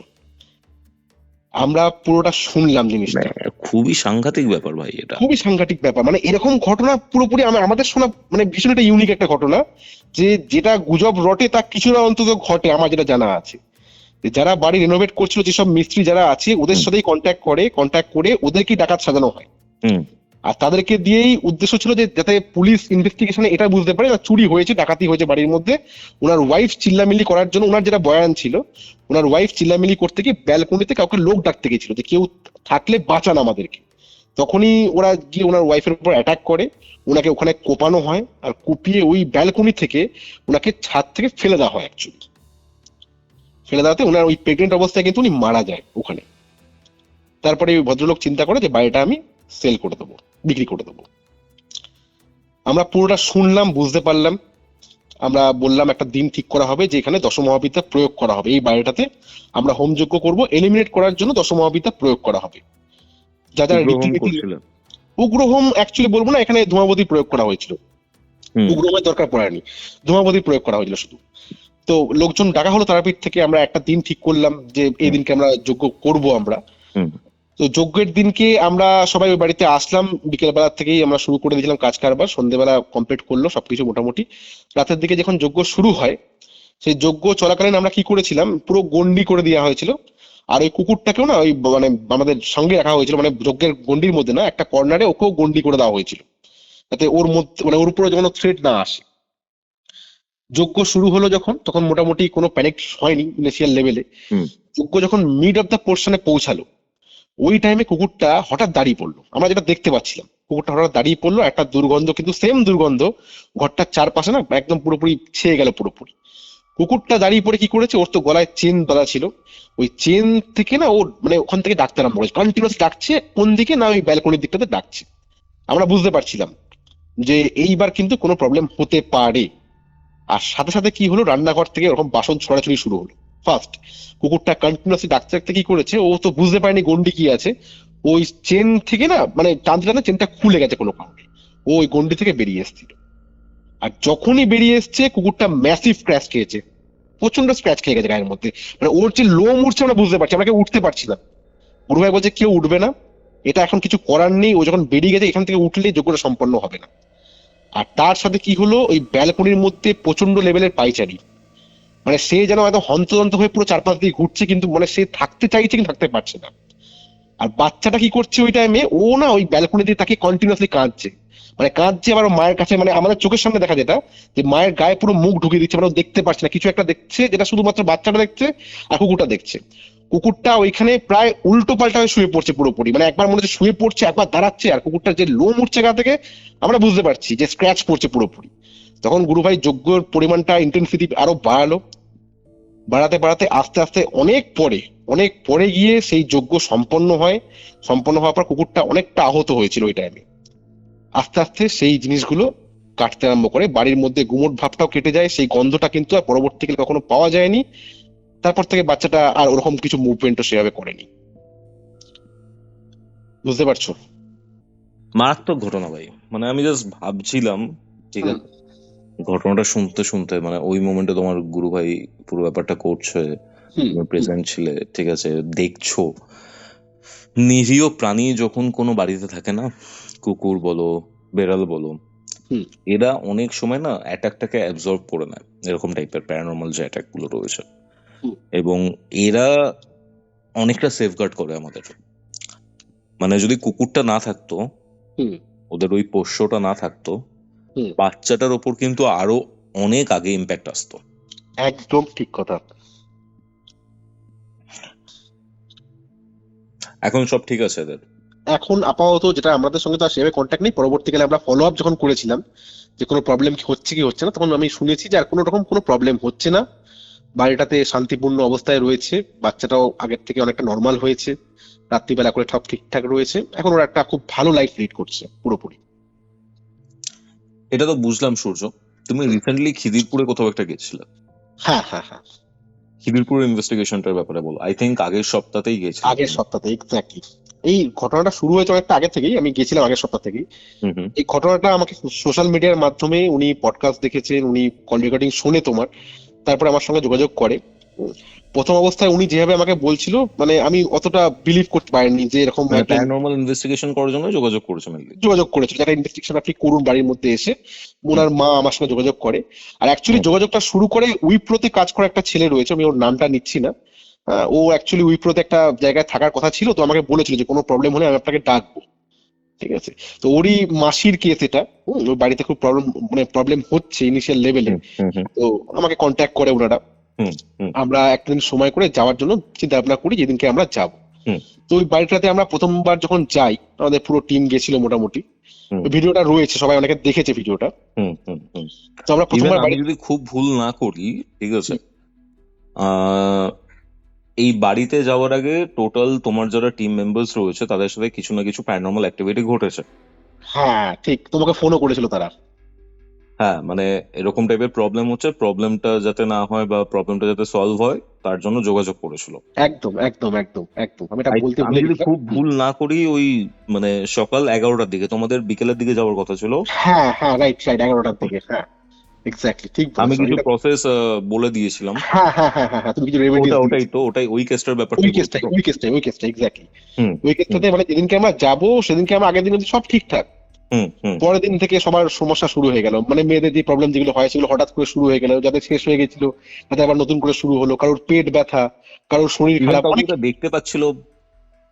হ্যাঁ হ্যাঁ হ্যাঁ, একজন একজন একটা শ্যাডো মুভমেন্ট হঠাৎ করে দেখতে পাচ্ছিল, মানে ওই বাড়িতে যে ফিলিংস গুলো যেগুলো হয়েছিল সেটাই ও দেখতে পেয়েছিল বাড়ির মধ্যে, ওকে ঠিক আছে। হুম তো ওই বাড়িতে আমরা যেটা শুনেছিলাম যে 3টে শ্যাডো ফিগার দেখা যাচ্ছে, হুম হুম। ঠিক আছে। আর শেষের দিকে উনি যেটা বলেছিল যে 3 নম্বর যে শ্যাডো ফিগার ওটা কোনো শ্যাডো ফিগার নয়, ওটা একটা লাল বস্ত্র পরা একটা মূর্তি, যেটা হঠাৎ করে সামনে চলে আসছে। আর আচ্ছা সেটা বেশ উঁচু লম্বা একটা মূর্তি চলে আসছে, আর ওনার যে মেয়ে রয়েছে, ওনার মেয়ে হঠাৎ করে না পার্শিয়াল পয়সন হয়ে যাচ্ছে, ভেঙে ফেলছে আচ্ছা জিনিসপত্র, আচ্ছা। ছুঁড়ে ফেলছে, বেরিয়ে যাচ্ছে বাড়ি থেকে। হুম হ্যাঁ। তো আমরা ওই বাড়িটাতে যাই, বাড়িটাতে গিয়ে প্রথমে বাড়িটাতে ঢুকেই আমাদের বুক ছ্যাদ করে ওঠে, কারণ বাড়িটাকে দেখতে হানাবাড়ির মতো পুরোপুরি, বহু পুরনো বাড়ি, বহু পুরনো বাড়ি, মানে হুম একদম বাড়িটার অবস্থা খুবই খারাপ, হুম। চারিদিকে নোংরা টোংরা হয়ে রয়েছে। আর পাশের পোর্শনে ওদের কোনো রিলেটিভ থাকে, ওদের হিসাবে ওরাই হয়তো ওই বাড়িতে প্রেত চালান করেছে, যেহেতু বাড়িটা নিয়ে একটা কেস চলছে, ঠিক আছে। আমরা উপরে যাই, উপরে গিয়ে পুরো বাড়িটা ভালো করে দেখি, একদম ছাদ থেকে ঘর, সারাটা ঘর আমরা দেখি। উপরে ওদের একটা ঘর, নিচে একটা ঘর, আর অনেকটা জায়গা জুড়ে রান্নাঘর, আর 2-3টে ঘর বন্ধ, ছাদটা অনেকটা জায়গা জুড়ে রয়েছে। পুরো ঘরটা বাড়িটা আমরা ভালো করে দেখি, দেখে নিয়ে আমরা বলি প্রথমে আমরা ঘটনাটা জানবো যে কি হচ্ছে, তারপর আমরা পুরোপুরি বাড়িতে ইলেকট্রিসিটি অফ করে দেবো, দিয়ে আমরা ইনভেস্টিগেশন শুরু করব, যেটা আমরা অ্যাকচুয়ালি করে থাকি। তো আমরা ওয়ান বাই ওয়ান জিজ্ঞেস করলাম ওনাদেরকে ঘরে বসিয়ে যে কি প্রবলেম ফেস করছে ওনারা। তো ওনারা একে একে বলতে আরম্ভ করলো যে এরকম বাড়িটা নিয়ে একটা কেস চলছে। তো ওনারা চাইছে যে মেয়েটাকে ডমিনেট করার জন্য, ওনার যে মেয়ে রয়েছে মেয়েকে ডমিনেট করলে এরা অটোমেটিক্যালি কেস থেকে সরে আসবে। আর ওনারা খুব একটা ইকোনমিক্যালি সাউন্ড নয় যারা আমাদের সঙ্গে কন্ট্যাক্ট করেছিল। তো আমরা প্রথম থেকে পুরো ঘটনাটা শুনি, যেরকম ওনারা যখন রান্না করছে তখন ওই ভদ্রমহিলা দেখতে পাচ্ছে কি যে ডান দিক থেকে একটা শ্যাডো এসে বাঁ দিক থেকে মুভ করে চলে যাচ্ছে। আর ওই বাড়ির খুব কাছাকাছি একটা মসজিদ ছিল, যেখানে একটা আজানের আওয়াজ পুরো বাড়ির অব্দি খুব স্ট্রংলি আসে। তো ওই আজানের সময় ভদ্রমহিলা দেখছে যে আজান হয়ে গেল, তারপরে একজন শ্যাডোই ফিগার জন্য একদম ওই রান্নাঘরে দোর ঘরে হাঁটু গেড়ে বসে রয়েছে, যেটা ব্ল্যাক শ্যাডোই ফিগার উনি দেখতে পাচ্ছিল। আমরা পুরোটা শুনি, ওনার মেয়ে বলছে যেরকম আমি এই জিনিসগুলো দেখতে পাই, আমাকে মনে হচ্ছে এই বাড়ির কর্নার দিকটা থেকে কেউ ওনাকে ওকে হান্ট করার চেষ্টা করছে, বারবার করে ওখান থেকে এগিয়ে আসছে। এইবার আমি মেয়েটার সঙ্গে যখন আমি ইন্টারোগেট করছি, ওর বাবা আমাকে বাইরে পাঠিয়ে দিয়েছি, আমার পুরো টিম মেম্বাররা ওই ঘরের মধ্যে ছিল। মেয়েটাকে ইন্টারোগেট করতে করতে আমি দেখতে পাচ্ছি যে মেয়েটা বারবার কথা বলছে না, আর তাকাচ্ছে ঠিক পিছন দিকটাতে, আমি যেখানে দাঁড়িয়ে রয়েছি তার পিছন দিকটা তাকাচ্ছে। আমি ভালো করে লক্ষ্য করলাম যে ও দুটো মুভমেন্ট ওর মধ্যে হচ্ছে। একটা হচ্ছে ওর খাটের কর্নারে একটা পুতুল রয়েছে, ও কিছু বলতে পারছে না ওই পুতুলটার জন্য, ও কথা বলছে আমার দিকে, ওর চোখ যাচ্ছে আমার পুতুলটার দিকে, আর একদম চোখ যাচ্ছে আমার ঠিক পিছন দিকটাতে। আমি ওকে জিজ্ঞাসা করেছিলাম যে তুমি কথা বলছো আমার সঙ্গে, তুমি পিছন দিয়ে কেন তাকাচ্ছ, তোমাকে কেউ কিছু মানে কাউকে কি তুমি দেখতে পাচ্ছ? ভিডিওর মধ্যে একটা আওয়াজ এসছে, একটা বাচ্চার গলার আওয়াজ, যে না বল, ঠিক এইভাবে না বল, একদম প্রপার একটা আওয়াজ। তোমরা একদম ভিডিওর মধ্যে আছে, যারা যারা ভিডিওটা দেখেছে তারা ভালো করে শুনবে, আমি ওখানে নোটিফাই করে দিয়েছি, লিখে দিয়েছি ওই জায়গাটাতে। যারা একটু মাইনরিটি শুনবে তারা বুঝতে পারবে যে ওইখান থেকে কিন্তু একটা আওয়াজ আসছে যে না বল। আমি ফিল করছিলাম যে ঘরের মধ্যে কেউ রয়েছে যে আমাদের সব কথা শুনছে, যার জন্য মেয়েটা খুলে কথা বলতে পারছে না। তাও মেয়েটা চেষ্টা করেছে, ও বলছে যেরকম আমি যখন রাত্রে শুয়েছিলাম আমার হঠাৎ করে কেন জানি না মনে হচ্ছে যে আমার উপরে কেউ উঠে এসছে, উঠে এসে আমার গলা দুটো চেপে ধরেছে। ঘরে তখন আমি একাই ছিলাম। আর ও যখন এই কথাগুলো বলছে না, ও নার্ভাস ফিল করছে কিভাবে যে আমাকে কথাগুলো বলছে, আর ওর একটা চোখ রয়েছে পাশে পড়ে থাকা পুতুলটার দিকে। অনেকগুলো পুতুল ছিল ওখানে, আমি বুঝতে পারছিলাম যে কোন পার্টিকুলার পুতুলটার দিকে তাকাচ্ছে। আমি তখন ওই পুতুলটা চেয়ে নিই ওর কাছ থেকে। ওর বাবা মাকেও ডাকি যে আপনার মেয়ের মধ্যে যে প্রবলেম গুলো হচ্ছে বুঝতে পেরেছি, কিন্তু ইনিশিয়ালি ও সুস্থ রয়েছে, কিন্তু ওর মধ্যে পার্শিয়াল পয়সন হচ্ছে।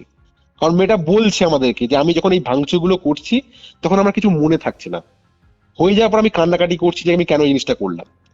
তো আমি পুতুলটাকে মানে নিয়ে আমি জিজ্ঞেস করলাম যেরকম যখন তোমার কাছে এই যে জিনিসগুলো হচ্ছে, তুমি কিছু দেখতে পাচ্ছ ঘরের মধ্যে, তখন কি পুতুলটা থাকে? তখন ওর বাবা বলতে যাচ্ছিল যে এই পুতুলটা নোংরা হয়ে যাওয়ার পর ও নিচ্ছে না। কিন্তু মেয়েটা বলছে হ্যাঁ এই টাইমে পুতুলটা ছিল না, পুতুলটাকে দেখে আমার হঠাৎ করে খুব ভয় লাগে এখন। আগে আমার ভয় লাগতো না, এখন কিন্তু হঠাৎ করে খুব পুতুলটাকে দেখে ভয় লাগছে আমার। ওর মায়ের কি বক্তব্য ছিল যে এই পুতুলটাকে নিয়ে না ও নিচের ঘরে যেত, মানে যেই ওই রিলেটিভ যারা রয়েছে তার ঘরে এই পুতুলটাকে নিয়ে যেত, বিভিন্ন ধরনের পুতুল নিয়ে যেত। আর যখনই সে উপরে উঠে আসতো তারপর থেকে সে প্যানিক শুরু করে দিত, সরি, প্যানিক শুরু করে দিত। আমরা পুরোটা জিনিসটা শুনলাম, আমি পুতুলটাকে নিয়ে আমি বললাম কি এই পুতুলটাকে ইমিডিয়েট এফেক্টে পুড়িয়ে ফেলতে হবে, এই পুতুলটাকে রাখলে চলবে না, পুতুলটা কিন্তু কোনো নেগেটিভ ইম্প্যাক্ট ফেলছে। তখনও কিন্তু আমরা কোনো রকম নিজের চোখে কোনো মুভমেন্ট দেখতে পারিনি। আমরা চিন্তা করলাম কি এই পুতুলটাকে আমরা পোড়াবো, তারপরে আমরা ইনভেস্টিগেশন শুরু করব। পুরো একদম মেন অফ করে দেবো, তো আমরা পুতুলটাকে প্রথমেই পুড়িয়ে দিই, ছাদে নিয়ে যাই, কেরোসিন তেল অ্যারেঞ্জ করতে বলি, কেরোসিন তেল দিয়ে পুরোপুরি পুড়িয়ে দিই। ওনার বাবা বলছিল পুড়িয়ে দেবো, বললাম পুড়িয়ে দেবো না, পোড়াতেই হবে এখনই। আমরা সবাই মিলে যাই ছাদে, যখন পোড়াই এক ফোঁটা পুতুলটা থেকে কোনো গন্ধ বেরোয়নি। আর সবচেয়ে একটা অবাক করা আমরা একটা জিনিস দেখি যে পুতুলটা পড়ে যাওয়ার পর একটা মানুষের শেপ কিন্তু মানে ছাদের মধ্যে পুরোপুরি দেখা যায়, সবাই দেখেছি আমরা, যারা যারা টিমে ছিল সবাই দেখেছি। আমরা নিচে আসি, আর ওই ছাদ থেকে নিচে আসার সময় থেকেই মেয়েটা কাঁদতে আরম্ভ করে দেয়, কেননা ওর নাকি পুতুলটাকে পুরানোর পর ও পুতুলটাকে খুব মিস করছে, ওর খুব ভালো লাগতো পুতুলটাকে, তখন বলছে পুতুলটাকে মিস করছি, খুব পুরোনো পুতুল ছিল এই ওই বলছে। আমরা নিচে আসলাম, নিচে এসে আমরা মেন অফ করে দিলাম। মেন অফ করার পর আমাদের একজন টিম মেম্বার বলছে যে ওই ছাদের থেকে দাঁড়িয়ে যে নিচের ঘরটা রয়েছে, নিচের ঘরে গেট খোলাই ছিল, বলছে ওখানে কিন্তু শ্যাডো মুভমেন্ট শুরু হয়েছে, হঠাৎ করে বলছে যে শ্যাডো মুভমেন্ট কিন্তু শুরু হয়েছে। আমরা কিছুক্ষণ না মানে ওটাকে ক্যাজুয়ালি নিচ্ছিলাম পুরোপুরি। আমরা কিছুক্ষণ ওই জায়গাটাতে বসে আমরা দেখতে পাচ্ছি যে ওই ঘরটা তো খোলা, একটা মানে কি বলবো একটা সাদা ও ঠিক বলবো না গ্রে টাইপের কিছু একটা ওই ঘরের মানে গেটটা থেকে না ডান দিক থেকে বাঁ দিক মুভমেন্ট করে হঠাৎ করে গেটের দিকে ঢুকে গেল। এটা আমরা সবাই দেখেছি, আমরা ওখানে যারা যারা ছিল সবাই দেখেছি, এন্টার টিম দেখেছি আমরা। আমরা বললাম যে ওই ঘরটাকে আমরা সাসপেক্ট হিসেবে রাখবো, ওই ঘরটাতে পরে যাবো, আগে উপরটা ভালো করে দেখে নিই। উপরে আমরা ভালো করে ছাদ থেকে ঘর অব্দি সব কটা ঘর রিডিং নিলাম, কোথাও কিচ্ছু নেই। আমি একটা জিনিস বুঝতে পারলাম যে এই বাড়িটাতে না মানে 60-40 কেস আছে, মানে 60% সাইকোলজিক্যালি প্রবলেম রয়েছে। কেন না, এদের যে রান্নাঘরটা রয়েছে, রান্নাঘরের দুদিকে ব্ল্যাক কালারের প্লাস্টিক লাগানো রয়েছে, দু সাইডেই ব্ল্যাক কালারের প্লাস্টিক লাগানো রয়েছে, আর একটা দিকে হোয়াইট কালারের প্লাস্টিক পুরো উপর থেকে নিচে অব্দি রাখা রয়েছে, যেটা অন্ধকারে। আর ওই রান্নাঘরের মধ্যে না আলো একদম কমজোর ছিল, মানে হঠাৎ করে তুমি দেখলে মনে হবে কি কি দাঁড়িয়ে রয়েছে। আমি ভদ্রমহিলাকে বললাম যে এইটার জন্য কিন্তু আপনি মুভমেন্ট দেখতে পাচ্ছেন, আর কিন্তু কোনো ব্যাপার নেই, এই প্লাস্টিক গুলো এখান থেকে সরিয়ে দেবেন, আর যতটা পারবেন ঘরগুলো পরিষ্কার করে রাখবেন। এইবার আমরা ঘরে এসেছি, মেয়েটা আমাদের সামনে দাঁড়িয়ে রয়েছে, আমরা নিচের ঘরে যাব এই ঘরটা কমপ্লিট করে।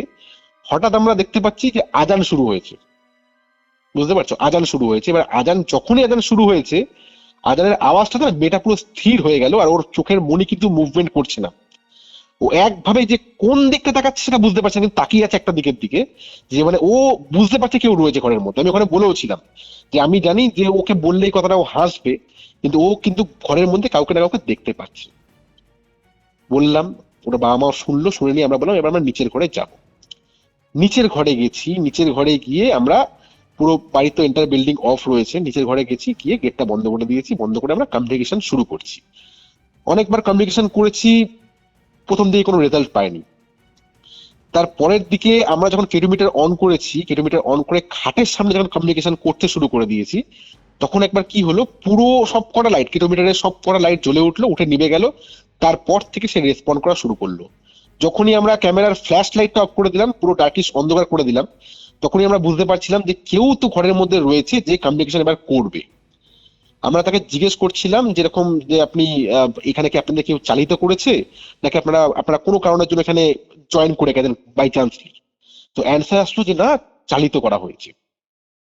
তারপর আমি প্রশ্ন করলাম যে আপনারা কি মানে নিজস্ব ইচ্ছায়ও, যেখানে আমার বারবার ফিল হচ্ছিল চালিত জায়গায় করা হয়েছে, তারা কিন্তু স্ব ইচ্ছায় নেই, তাদেরকে চালানো করানোর জন্য এখানে রাখা হয়েছে জাস্ট ফর। আমি যখন জিজ্ঞেস করলাম তখন আমরা বুঝতে পারলাম যে না, ওনারা কিন্তু ইচ্ছার সাথে নেই, ওনারা অনিচ্ছাকৃত ভাবে এখানে জুড়ে রয়েছে, আর জুড়ে রওয়ার জন্যই এদেরকে কিন্তু ভয় দেখাচ্ছে পার্টিকুলার। আর ওই টাইমে কি হলো, 26.8 আমাদের ওই থার্মোমিটারে দেখাচ্ছিল টেম্পারেচার। যখনই কমিউনিকেশন শুরু হলো, একবার 23.6, একবার 22-এ ছুঁয়ে গেল। টেম্পারেচার ড্রপ করছে, বিভৎস ড্রপ করছে টেম্পারেচার, বিভৎস ড্রপ করছে। আর আমরা ওই ভিডিওটা যখন বাড়িতে আমি এসে অ্যানালাইসিস করেছি, আমরা একজন মহিলার আওয়াজ পেয়েছি, মহিলার আওয়াজ পেয়েছি। আর আমরা ওখানে ওই ইনভেস্টিগেশন করে এইটুকু বুঝতে পেরেছি যে ওই বাড়িতে একজন মহিলা আর একটা বাচ্চার কিন্তু এন্টিটি রয়েছে, ওই পুরো এন্টায়ার বিল্ডিংটার নিচের ঘরটার দিকে রয়েছে, যারা নিচের ঘর থেকে উপর দিকে আসে, নিচের ঘর থেকে উপর দিকে আসে। আর ওই মেয়েটা যখনই নিচে যাচ্ছে, মানে যে চালান করেছে সেই বাড়িতে দুখানা চালান করেছে, একটা না দুখানা চালান করেছে। আর এই যে ভদ্রমহিলা বলছিল তিনখানা দেখা যাচ্ছে, ওনার কিছু সাইকোলজিক্যালি প্রবলেম ছিল, কারণ উনি একটা টুক করে একটা আওয়াজ হলে উনি চমকে উঠছিল। যাদের বাড়িতে এরকম টাইপের ব্যাপার থাকে না, পজিশন সেরে যাক, এইসব বন্ধন বলো, চালান বলো, এগুলো কেটেও যাক, হুম। একটা লং লাস্টিং ইমপ্রেশন থেকে যায় সাইকোলজিক্যাল অ্যাসপেক্ট থেকে। একদম একদম সেটাই হচ্ছিল, সেটাই হচ্ছিল। আমরা ওই ঘরটাতে অনেকক্ষণ ধরে কমিউনিকেশন করার চেষ্টা করেছি, কিন্তু আমরা ঘরে যখন নিচের ঘরে যখন কমিউনিকেশন পাই, আমরা বুঝতে পারি যে এই ঘরটার মধ্যে প্রবলেম গুলো হচ্ছে। আর এই ঘরটার মধ্যে অদ্ভুত কিছু জিনিস রয়েছে, একটা ফাঁকা অ্যাকোরিয়াম রয়েছে, বন্ধ ঘড়ি রয়েছে। বন্ধ মেয়েটার করে একটা একদমই উচিত না বাড়িতে রাখা। একদমই রাখা উচিত না। আর একটা ঘড়ি না বন্ধ ঘড়ি, দুদিকে দুখানা ঘড়ি বন্ধ হয়ে রয়েছে। হুম। তো আমাদের টিমমেটরা ওখানে বলে যে এই ঘড়িটাকে আপনারা এখানে এর থেকে ইমিডিয়েটলি এফেক্টে সরিয়ে দিন, এই ঘড়িগুলো রাখবেন, আর অ্যাকোরিয়াম ফাঁকা রাখবেন না এইভাবে। আর ওরা কি করতো, ওরা পুজো দিত ঠিক আছে, কিন্তু বেশিরভাগ মানে দুখানা ঠাকুর ঘর, উপরের দিকে দুখানা ঠাকুর ঘর, দুটো ঠাকুর ঘরই না বন্ধ রেখে দিয়ে, দুটো ঠাকুর ঘরই বন্ধ। হুম। কি কারণে বন্ধ, কেন বন্ধ, আমাদের সেই কারণগুলো ওনারা বলছে না। মানে ওদের উপরে অনেকগুলো ঘর রয়েছে, সেই ঘরগুলোর মধ্যে বেশিরভাগ ঘর বন্ধ। আর ওই ঘরগুলোর দিক থেকেই একটা শ্যাডোই ফিগারের মুভমেন্ট ওই বাচ্চা মেয়েটা দেখতে পাচ্ছে, যে ক্রমশ ওর দিকে এগিয়ে আসছে। আর তখনই ও খুব প্যানিক করে উঠছে, মানে ও হঠাৎ হঠাৎ পার্শিয়াল পজিশন হচ্ছে, আবার ছেড়ে দিচ্ছে। মানে ও যখন আমার সঙ্গে কথা বলছে না, ও কখনো কেঁদে ফেলছে, কখনো হাসছে, আর হাসিটা খুব ওর অন্যরকম হাসি, যে হাসিটা কিন্তু নর্মাল মানুষ হাসতে পারে না ওইভাবে। হুম। তো আমরা ওই ঘরটাতে পুরোপুরি গঙ্গা জল ছিটিয়ে দিই, ওদের কিছু রেমেডিস দিয়ে দিই আমরা, যে এই জিনিসগুলো করবেন, কিছু ময়ূরের পালক কিনে রাখতে বলি, বজরং বলির নাম নিতে বলি, যেগুলো ইনিশিয়াল লেভেলে করি। কারণ দেখো আমরা তো ক্লিয়ারেন্স কাজ করি না, আমরা খালি ডিটেকশন করতে ফ্রন্টের যাই। যে কাজটা সেটা করো না, না করি না, আমরা হচ্ছে হলো যে তোমার প্রেশার আছে কি বেড়েছে, নেই সেটা দেখে নাও তোমরা। এক্স্যাক্টলি, হ্যাঁ মানে যেমন ধরো না কোনো ব্যক্তির প্রেশার বেড়েছে, সেই মেশিনটা হচ্ছে আমরা, যে হুম, তোমাকে দেখিয়ে দিলাম যে তোমার প্রেশার নিচে 150 উপরে 180 হুম, রয়েছে, এবার তোমাকে ডাক্তার দেখাতে হবে, ডাক্তার অন্য কেউ। হুম, আমি তোমাকে ইনিশিয়াল লেভেলে বলে দিলাম যে তুমি নুন খাবে না, ঠিক আছে, যে তোমার প্রেশার যাতে না বেড়ে যায়। এই জিনিসগুলো আমরা ওখানে গিয়ে করলাম, করার পর ওদের সঙ্গে উপরে গিয়ে কথাবার্তা অনেকক্ষণ ধরে বললাম, ওদেরকে কাউন্সিলিং করলাম। সবার প্রথমে আমরা যেটা করি, কাউন্সিলিং করি যাতে ওনারা ভয় না পায়। কারণ কিছু কিছু ক্ষেত্রে কিছু না হলো না, মানুষের ভয়টা এমন জায়গায় একটা চলে আসে যেখানে মানে কিছু না হলো মনে হয় ওখানে কিছু রয়েছে। যেটা আমি Exactly. বুঝতে পারলাম, হ্যাঁ যেটা আমি বুঝতে পারলাম, প্লাস্টিক গুলো, যে ব্ল্যাক কালারের প্লাস্টিক গুলো এমন করে রেখে দিয়েছে যে দেওয়ালের পাশ থেকে মনে হচ্ছে হাফ বেরিয়ে রয়েছে। ওটা তুমি যদি হঠাৎ করে দেখো না মোবাইলের টর্চের আলোতে, তোমার মনে হবে কেউ মুখ বার করে তাকিয়ে রয়েছে ওখানে। ভদ্রমহিলা এক্স্যাক্টলি ওগুলোই দেখতো, দেখে ভয় পেত। কিন্তু এরকম নয় যে বাড়িটাতে কিছু নেই, নিচের ঘরটাতে কিন্তু মারাত্মক লেভেলের রেসপন্স আমরা পেয়েছি। আর সেইখানে একজন ভদ্রমহিলার আওয়াজও এসছে, না ঠিক এইভাবে বলছেন না, একদম যখন ওই মেয়েটাকে সঙ্গে কমিউনিকেশন করছি আমরা বাড়িতে আসার পর, যখন ওই সাউন্ড গুলোকে বাড়িয়ে হুম, একটু শুনি, হুম। তখন কিন্তু এই জিনিসটা এসছে না। আর বাচ্চাটা বলছে যে না বল, ওকে যখন জিজ্ঞেস করছি পিছনে কি কেউ দাঁড়িয়ে রয়েছে, সেই বাচ্চার আওয়াজ ভেসে আসছে যে না বল। এটা কিন্তু পুরোপুরি ভিডিওর মধ্যে রয়েছে, একদম প্রপারলি এই জিনিসটা রয়েছে।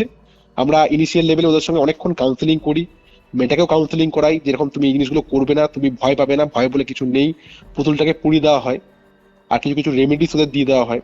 আমি পরবর্তীকালে ওখান থেকে বেরিয়ে আসার পর ওদেরকে ফোন করেছিলাম যে আর কি কোনো প্রবলেম হচ্ছে। তো ওনারা বলে এই মুহূর্তে আপনারা চলে যাওয়ার পর থেকে আর সেরকম ভাবে কোনো প্রবলেম হয়নি।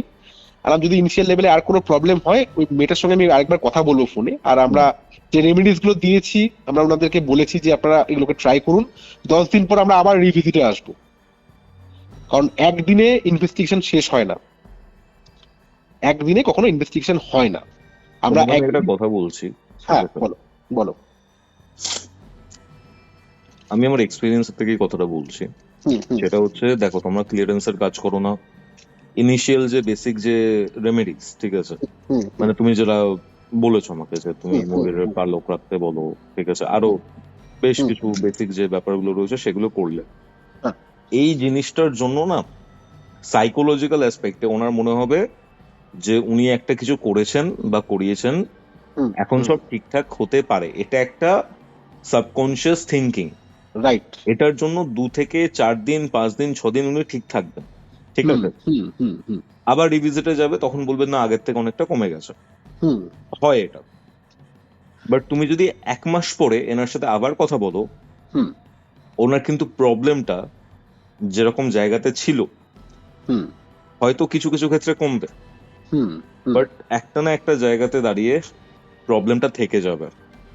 ঠিক। আমি কেন বলছি এই ব্যাপারটা, ঠিক আছে, আমি মানে দেখো তোমরা তো রেমেডি ওই করছো জন্যই, না, বা তোমরা হ্যাঁ। ক্লিয়ারেন্সও করছো না, ভিজিট হুম হুম করছো। হুম হুম হুম হুম অনেক সময় অনেকে অনেক ধরনের ক্লিয়ারেন্সেরও কাজ করে, আমি হুম, বলছি এটা। হুম, সেখানে আদৌ হয়তো জিনিসপত্র ঠিক হয়নি, বাট একটা সাইকোলজিক্যাল ব্যাপার, বাড়িতে পুজো হয়েছে, হোমযজ্ঞ হয়েছে, সবকিছু হয়েছে, হুম, অনেকটা বেটার ফিল করছি আমি। হুম, বাট 3 সপ্তাহ যেতে না যেতে, 21 দিন যেতে না যেতে মানুষজন এটা ফিল করা শুরু করে, যদি সত্যিই কেটে যায় কেটে যাবে, হুম, বাট যদি তখনও প্রবলেম থাকে, যে হুম, প্রবলেম হচ্ছে আমার, আমি বুঝতে পারছি যে যে প্রবলেমস গুলো আগে হতো সেই প্রবলেমস গুলো হচ্ছে but com, but hmm, consistent প্রবলেমটা রয়ে গেছে, তার মানে তোমার বাড়িতে ক্লিয়ারেন্সের কাজটা সঠিক হয়নি বা ঠিক কমপ্লিট কথা, হয়নি। ঠিক কথা।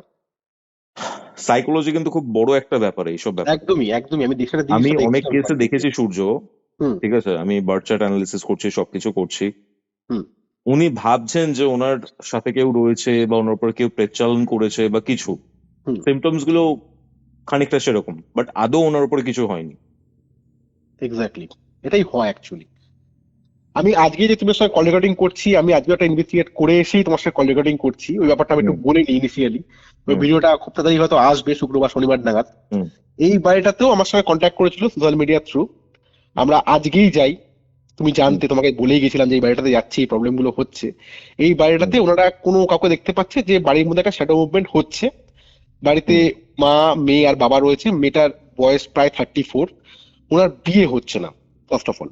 হুম, বিয়ে হওয়ার টাইমে বিয়ে ভেঙে যাচ্ছে, সম্পর্ক হলে সম্পর্ক শেষ হয়ে হুম, যাচ্ছে। আর কোনো কারণে ওনারা ফ্ল্যাট ছাড়তে পারছে না। এটা হচ্ছে শ্রীভূমির দিকটাতে। আমি জায়গাটার নাম বললাম কারণ ওরা বলে দিয়েছে আমাদের কোনো আপত্তি নেই, এটা আশেপাশে মোটামুটি সবাই জানে। হুম। শ্রীভূমি যেখানে রয়েছে, শ্রীভূমি যেখানে পুজোটা হয় ওর পিছন দিকে ওনার বাড়িটা, ফ্ল্যাটটা রয়েছে। আর ওই ফ্ল্যাটটার একটা প্রবলেম হচ্ছে কি, ওই ফ্ল্যাটে যখন যবে থেকে ওনারা এসছে তবে থেকে সেভাবে কিছু হয়নি, মানে প্রায় ধরুন 10 বছরের উপর থেকে ওনারা রয়েছে। মেয়েটা ছোট থেকে বড় হয়েছে, ইদানিং সময় যেন বাড়ান্তরটা একটু বেশি হয়েছে। কেন না ওই মেয়েটা একটা কর্পোরেট ওয়ার্ল্ডের সঙ্গে যুক্ত রয়েছে, আর ওনার অফিসে কোন রকম কোনো একটা প্রবলেম হয়েছে, কারোর সঙ্গে কোন রকম কোনো শত্রুতা হয়েছে, দ্বন্দ্বতা হয়েছে কোন একটা প্রমোশন পার্ট নিয়ে, তারপর থেকে এই জিনিসটা আরো যেন বেশি করে লক্ষ্য করা যাচ্ছে। কি হচ্ছে যে না মেয়েটা মানে স্ক্র্যাচ খাচ্ছে ফার্স্ট অফ অল, কোন রকম কোনো অসঙ্গতি দেখা যাচ্ছে। অসঙ্গতি মানে তুমি বুঝতে পারছো মেয়েদের সঙ্গে অসঙ্গতি বলতে কি হতে পারে, সেই জিনিসটা মেয়েটার সঙ্গে হচ্ছে। আমরা এই বাড়িটাতে আজকে যাই, ভিজিট করি পুরোপুরি। প্রথম দিকে আমরা কিচ্ছু পাইনি বাড়িটার মধ্যে, কোনো মুভমেন্ট পাইনি, কিচ্ছু পাইনি। সবকটা ঘর আমরা ভিজিট করেছি, আমরা পুরোপুরি শুনেছি জিনিসটা। ওনার মা খুব কান্নাকাটি করছিল যে একটা সময় এমন হয়েছে যে মনে হচ্ছে মেয়েটার গলা টিপছে না, কিন্তু মেয়েটার গলাটাকে জড়িয়ে ধরছে পুরোপুরি। মানে কেউ যদি কাউকে ধরো, মানে কি বলবো, মানে গলা জড়িয়ে ধরা মানে বুঝতে পারছো তো, একটা পুরুষের টাচ যেমন হয়, গলাটা পুরোপুরি জড়িয়ে ধরছে, মানে ওর গায়ের উপর উঠছে, উঠে পুরোপুরি গলাটা জড়িয়ে ধরছে। আর মেয়েটা স্নান করার সময় ফিল করছে যে ওই স্নানাগার থেকে ওকে দেখছে একদৃষ্টে, লক্ষ্য স্থির করে যে কেউ তাকিয়ে রয়েছে সেটা কিন্তু মেয়েটা বুঝতে পারছে। তোমরা পুরো ঘরটা ঘুরে নিয়ে ভালো করে যখন সার্চ করি, আমার কি মনে হলো না, আমি সবাই টিমমেটকে বললাম যে সবাই মাইনরিটিলি না এই খাটের তলা, ঘরের আনাচে কানাচে ভালো করে খোঁজ করো, যে কিছু একটা প্রবলেম হতে পারে। তো আমরা বাড়িটা থেকে না কিছু জিনিস পেয়েছি, যেমন একটা মানে আলুর মধ্যে মানে অনেক গাছগাছালি বেরিয়ে গেছে ওরকম টাইপের, একটা ওই সিঁদুর মাখা সুপারি পেয়েছি, একটা গাছের মধ্যে তাবিজ টাইপের কিছু একটা বাঁধা লাল সুতো, যেগুলো আমরা অলরেডি ওখান থেকে নিয়ে ফেলে দিয়ে এসেছি এখানে। আর ভদ্রমহিলার কি সমস্যা হয়েছে, ভদ্রমহিলাকে ওই টাইমে যে যা বলেছে, চাল রাখো এই হলুদ কাপড়ের মধ্যে, এই করো, যা যা যা যা বলেছে সবাই সবকিছু উনি করে দিয়েছে। ওগুলো অফেন্সিভ পুরোপুরি, যেগুলো যেগুলো আমরা দেখলাম ওগুলো আমরা কালেক্ট করি। কালেক্ট করে আমরা কেটিমিটারে আমরা কোশ্চেন অ্যান্সার শুরু করি। যেই বেডরুমটাতে সবচেয়ে বেশি প্রবলেম হয় সেই বেডরুমটাতে আমরা যাই। আর আমরা যাওয়ার আগে ঠিক রান্নাঘর থেকে আমাদের কিন্তু 1-2 বার সবাই টিমমেটরা দেখতে পায় যে একটা শ্যাডো মুভমেন্ট হচ্ছে, মানে কেউ উকি মেরে চলে গেল, একটা নিঃশ্বাসের আওয়াজ খুব বাজেভাবে পড়েছে, সেটা ভিডিওর মধ্যে উঠেছেও। এইবার আমি যখন কেটোমিটার নিয়ে গিয়ে ওই পুরো বাড়িটা ঘুরি, ওনার বেডরুম, পাশের বেডরুমটা প্রথমে দেখি, পাশের বেডরুমে আমরা কিছু পাইনি। সেকেন্ড যে বেডরুমটা রয়েছে ওই বেডরুমের নিচের দিকটাতে মনে হচ্ছে কি কেউ যেন ওই মাংস রান্না করলে যেমন গন্ধ বেরোয়, ওই ঘরে কিন্তু খাওয়া দাওয়া করে না ওরা, মেজের কাজটা ওই পার্টিকুলার এরিয়াটাতে, মানে বাসি হয়ে গেছে মাংস, ঠিক আছে, মানে এরকম মানে মানে নিরামিষ না আমিষ কিছু রান্না করলে যেমন গন্ধ বেরোয় ওরকম টাইপের একটা স্মেল আসছিল ঘরটা থেকে, মেজের থেকে। তো আমার মন বলছিল যে ঘরটাতে আমরা কিছু পাবো। আমরা পুরো লাইট অফ করে নিয়ে, মানে মেন সুইচ থেকে মেন অফ করে নিয়ে ওই ঘরটাতে ঘুরি, কিছু পাইনি। যখন বাথরুমের দিকটাতে যাই, বাথরুমের দিকটাতে গিয়ে আমার মন বলছিল কিছু হতে পারে এবারে। আর আমার মন যখন এগুলো বলে না, ইনটিউশন আমার কিন্তু লেগে যায়। আমি অনেকবার কমিউনিকেট করছি, কিচ্ছু অ্যান্সার আসছে না। মেয়েটাকে আমি বললাম যে একবার তুমি কোশ্চেন করে দেখো তো কেটোমিটারে, ক্যামেরা অন গোয়িং, ক্যামেরা চলছে কিন্তু ক্যামেরার মধ্যে একটা জিনিসটা উঠেছে। আমি কোশ্চেন করছি, কিছু অ্যান্সার আসলো না। যখনই মেয়েটা কোশ্চেন করেছে, যে মেয়েটা তো দেখো এই এরকম টাইপের মানে মানুষটা কোশ্চেন করতে পারে না, আমি ওকে বললাম যে কিছু কোশ্চেন করার থাকলে কিছু করতে পারো। উনি বলছে তুমি কে, কেন এখানে এসছো? আলাম তুমি এইভাবে না, তুমি লাইটের মাধ্যমে জিজ্ঞেস করো যে যদি কেউ এখানে থেকে থাকেন তাহলে অমুক লাইটটা জ্বালিয়ে দেখান। যখন ও জিজ্ঞেস করছে না, প্রপার অ্যান্সার আসছে। আমরা কেউ জিজ্ঞেস করছি কোনো অ্যান্সার আসছে না, উনি জিজ্ঞেস করছে অ্যান্সার আসছে। তো যখন উনি জিজ্ঞেস করেছেন যে এই বাড়িতে কি একের অধিক রয়েছেন, যদি একের অধিক থাকেন, মানে একজন থাকলে আপনি ইয়েলো কালার লাইটটা জ্বালাবেন, আর যদি একের অধিক থাকেন তাহলে আপনি সব কটা লাইট জ্বালিয়ে দেখান। তুমি বিশ্বাস করবে না কৌস্তব, মানে রেড কালারের লাইট, অরেঞ্জ তো ছেড়েই দাও, রেড কালারের লাইটটা পুরো কনস্ট্যান্ট হয়ে গেছে পুরোপুরি। উনি বলছে যে ডবল রেড, মানে উনি তো অরেঞ্জটা বুঝতে পারছে না, ডবল রেড আসছে। ওনাকে আমি বুঝিয়ে দিয়েছিলাম মেশিনের ব্যাপারে, বলছে ডবল রেড আসছে। আমার সঙ্গে সঙ্গে বাথরুম থেকে বেরোই, সব টিম মেম্বাররা পাশের ঘরে ছিল, ওদেরকে ডাকি, ওরা এসএলএস রিডিং নিচ্ছিল। ওরা ঘরে আসে, ঘর অন্ধকার ছিল। ঘরের মধ্যে খাটের মধ্যে আমি যখন রিডিং নিচ্ছি না, ম্যাসিভ রিডিং আসছে, আর সে পুরোপুরি খেপে গেছে একেবারে, মানে আমাদের যাওয়াটা সে পছন্দ করছে না। আর আমরা বুঝতে পারছিলাম ওই মেয়ে কোশ্চেন করছে আর পুরো রেড লাইট, কোনো আর অন্য কোনো লাইট না, মানে ডার্ক রেড জ্বালাচ্ছে আর ফুল ফেজে জ্বালাচ্ছে পুরোপুরি। আর ওই বাড়িটাতে আমরা বেলুন অ্যাক্টিভিটি করেছি, আর সবচেয়ে একটা মজার ব্যাপার হয়েছে বেলুন অ্যাক্টিভিটিতে, মানে আমরা আগেও বেলুন অ্যাক্টিভিটি করেছি কিন্তু এরকম হয়নি কোনোবার যেটা এইবারে হয়েছে। ওনার মা মেয়ে দুজনেই ঘরের মধ্যে রয়েছে, আমরা ঘরের মধ্যে রয়েছি। বেলুনটাকে পুরোপুরি ওনাদের সিলিং ফ্যানে লাগিয়ে দিয়েছি, যেহেতু বাড়িতে এসি রয়েছে তাই জন্য পুরো মানে চারিদিকে বন্ধ ওদের এমনি। আমরা পুরোপুরি জানলা ফানলা সবকিছু ভালো করে বন্ধ করে দিই, একদম ইনট্যাক্ট করে দিই যাতে কোনো হাওয়া না ঢোকে। বেলুনটাকে পুরো লম্বা করে ঝুলিয়ে দিই ফ্যানের সঙ্গে, আর তার একটু ডিস্টেন্সে একটা মোমবাতি জ্বালিয়ে দিই। আমরা প্রশ্ন অ্যান্সার করি অনেকক্ষণ ধরে, মানে মোটামুটি ধরে নাও 5-10 মিনিট ধরে আমরা কোশ্চেন অ্যান্সারই করে গেছি, কোনো অ্যান্সার আসছে না। এইবার আমরা একটা জিনিস দেখতে পাচ্ছি যে মেয়েটা যখন ওই সামনে এসে দাঁড়িয়েছে, মেয়েটা ছিল আমার ঠিক বাঁ দিকে, বেলুনের মুভমেন্টটা কেমন হচ্ছে, মনে হচ্ছে বেলুনটাকে ও হাতে ধরে মেয়েটার দিকে এগিয়ে নিয়ে যাচ্ছে। আমার একটা জিনিস ডাউট হলো, আমরা সবাই দেখেছে ওটা, ওনার মা ওখানে দাঁড়িয়ে বলছে আমার গায়ে কাটা দিচ্ছে। আমি মেয়েটাকে বললাম কি তুমি একবার এইদিকে চলে আসো, আমার দিকে চলে আসো, ডান দিকে চলে আসো। ডান দিকে আসার পর আমি যখন আবার রিকোয়েস্ট করি যে আপনি বেলুনটাকে আরেকবার মুভমেন্ট করে দেখান, আমরা দেখছি যে এবার বেলুন বাঁ দিকে যাচ্ছে না, বেলুন ডান দিকে যাচ্ছে। মানে মেয়েটা যেদিকে যাচ্ছে বেলুন সেদিকে মুভ করছে পুরোপুরি। মানে যে আছে সে ওকে বিয়েও করতে দিচ্ছে না, যে আছে সে সবসময় ওর সাথেই রয়েছে আর ওর কথাই শুনছে পুরোপুরি। আমরা কথাবার্তা বলে আসলাম, ওনাকে দেখিয়ে দিয়ে আসলাম কি কি প্রবলেম রয়েছে, ইনিশিয়াল রেমেডি দিয়ে আসলাম। ওনাকে বললাম যদি এটাতে না সলভ হয় তাহলে আপনাকে কিন্তু কোনো তন্ত্র সাধকের হেল্প নিতে হবে, নাহলে কিন্তু এটা কাটবে না জিনিসটা। ওনারাও শোনে তোমার পডকাস্ট, বুঝতে পেরেছো? ওনারা শুনে প্রপারলি, শুনে মানে কিউরিও ফাইটার শুনে, কৌস্তব কুমারও শুনে, ঠিক আছে। ওনাদেরকে প্রপারলি রেমেডি দিয়ে আসলাম। এবার পরবর্তীকালে কি হবে সেটা আমরা ফোন না করে জানতে পারবো না, ইনিশিয়াল লেভেলে এতটুকু হয়েছে। এটা একদম অবাক করা যে মেয়েটা যেদিকে যাচ্ছে বেলুন কিন্তু মুভমেন্ট সেদিকে হচ্ছে, আর এবারে কোনো বেলুনে থাবা পড়েনি, মনে হচ্ছে না বেলুনটাকে হাতে করে ধরে কেউ মেয়েটার দিকে এগিয়ে দিচ্ছে। সবাই দেখেছি আমরা এটা। আমি ওই জন্য টেস্ট করার জন্য দেখলাম কি যে একবার ওকে এই দিকে নিয়ে এসে দেখি যে এবার কি বেলুনের মুভমেন্ট কি সেম দিকে হয় কিনা। দেখলাম না, বেলুনের মুভমেন্ট কিন্তু হচ্ছে কোন দিকে, যেদিকে মেয়েটা থাকছে সেই দিকেই। মনে হচ্ছে কি যেন হাতে ধরে বেলুনটা মেয়েটার দিকে ঠেলে দিচ্ছে পুরোপুরি। সুতোটা পর্যন্ত ভাঁজ হচ্ছে, সুতোটা যে ব্যান্ড হচ্ছে সেটা আমরা দেখতে পাচ্ছি পুরোপুরি চোখের সামনে, যে বেলুনটা যে মুভ করে মেয়েটার দিকে এগিয়ে আসছে এটা বোঝা যাচ্ছে।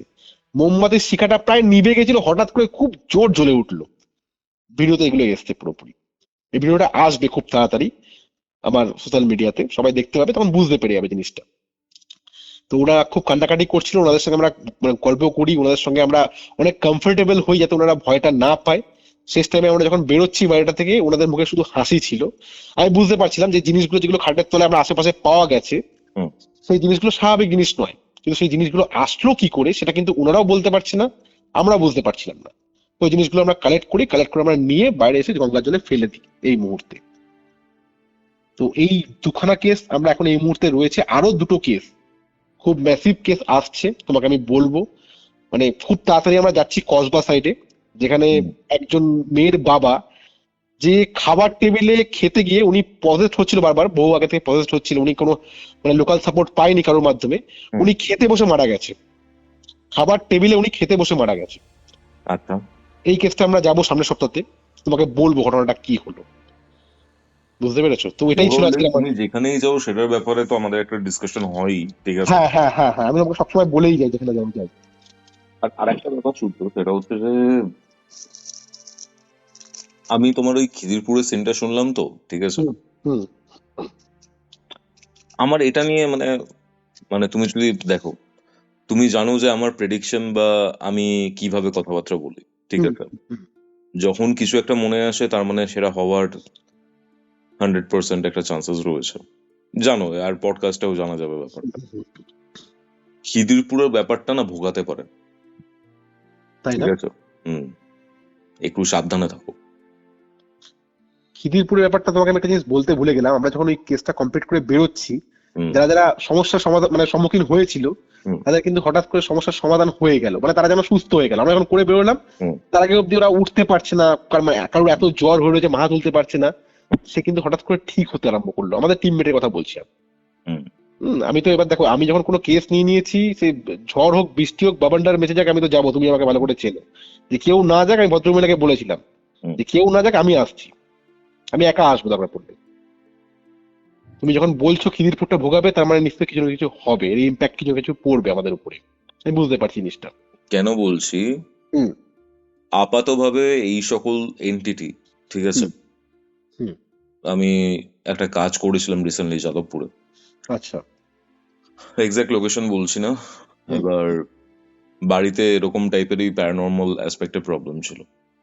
আমি বার্চার ট্রিট করেছিলাম, তারপরে বাস্তু ভিজিট করেছিলাম, তারপরে বেশ কিছু এলিমেন্টাল জায়গাতে প্রবলেম তো রয়েছে, ঠিক আছে।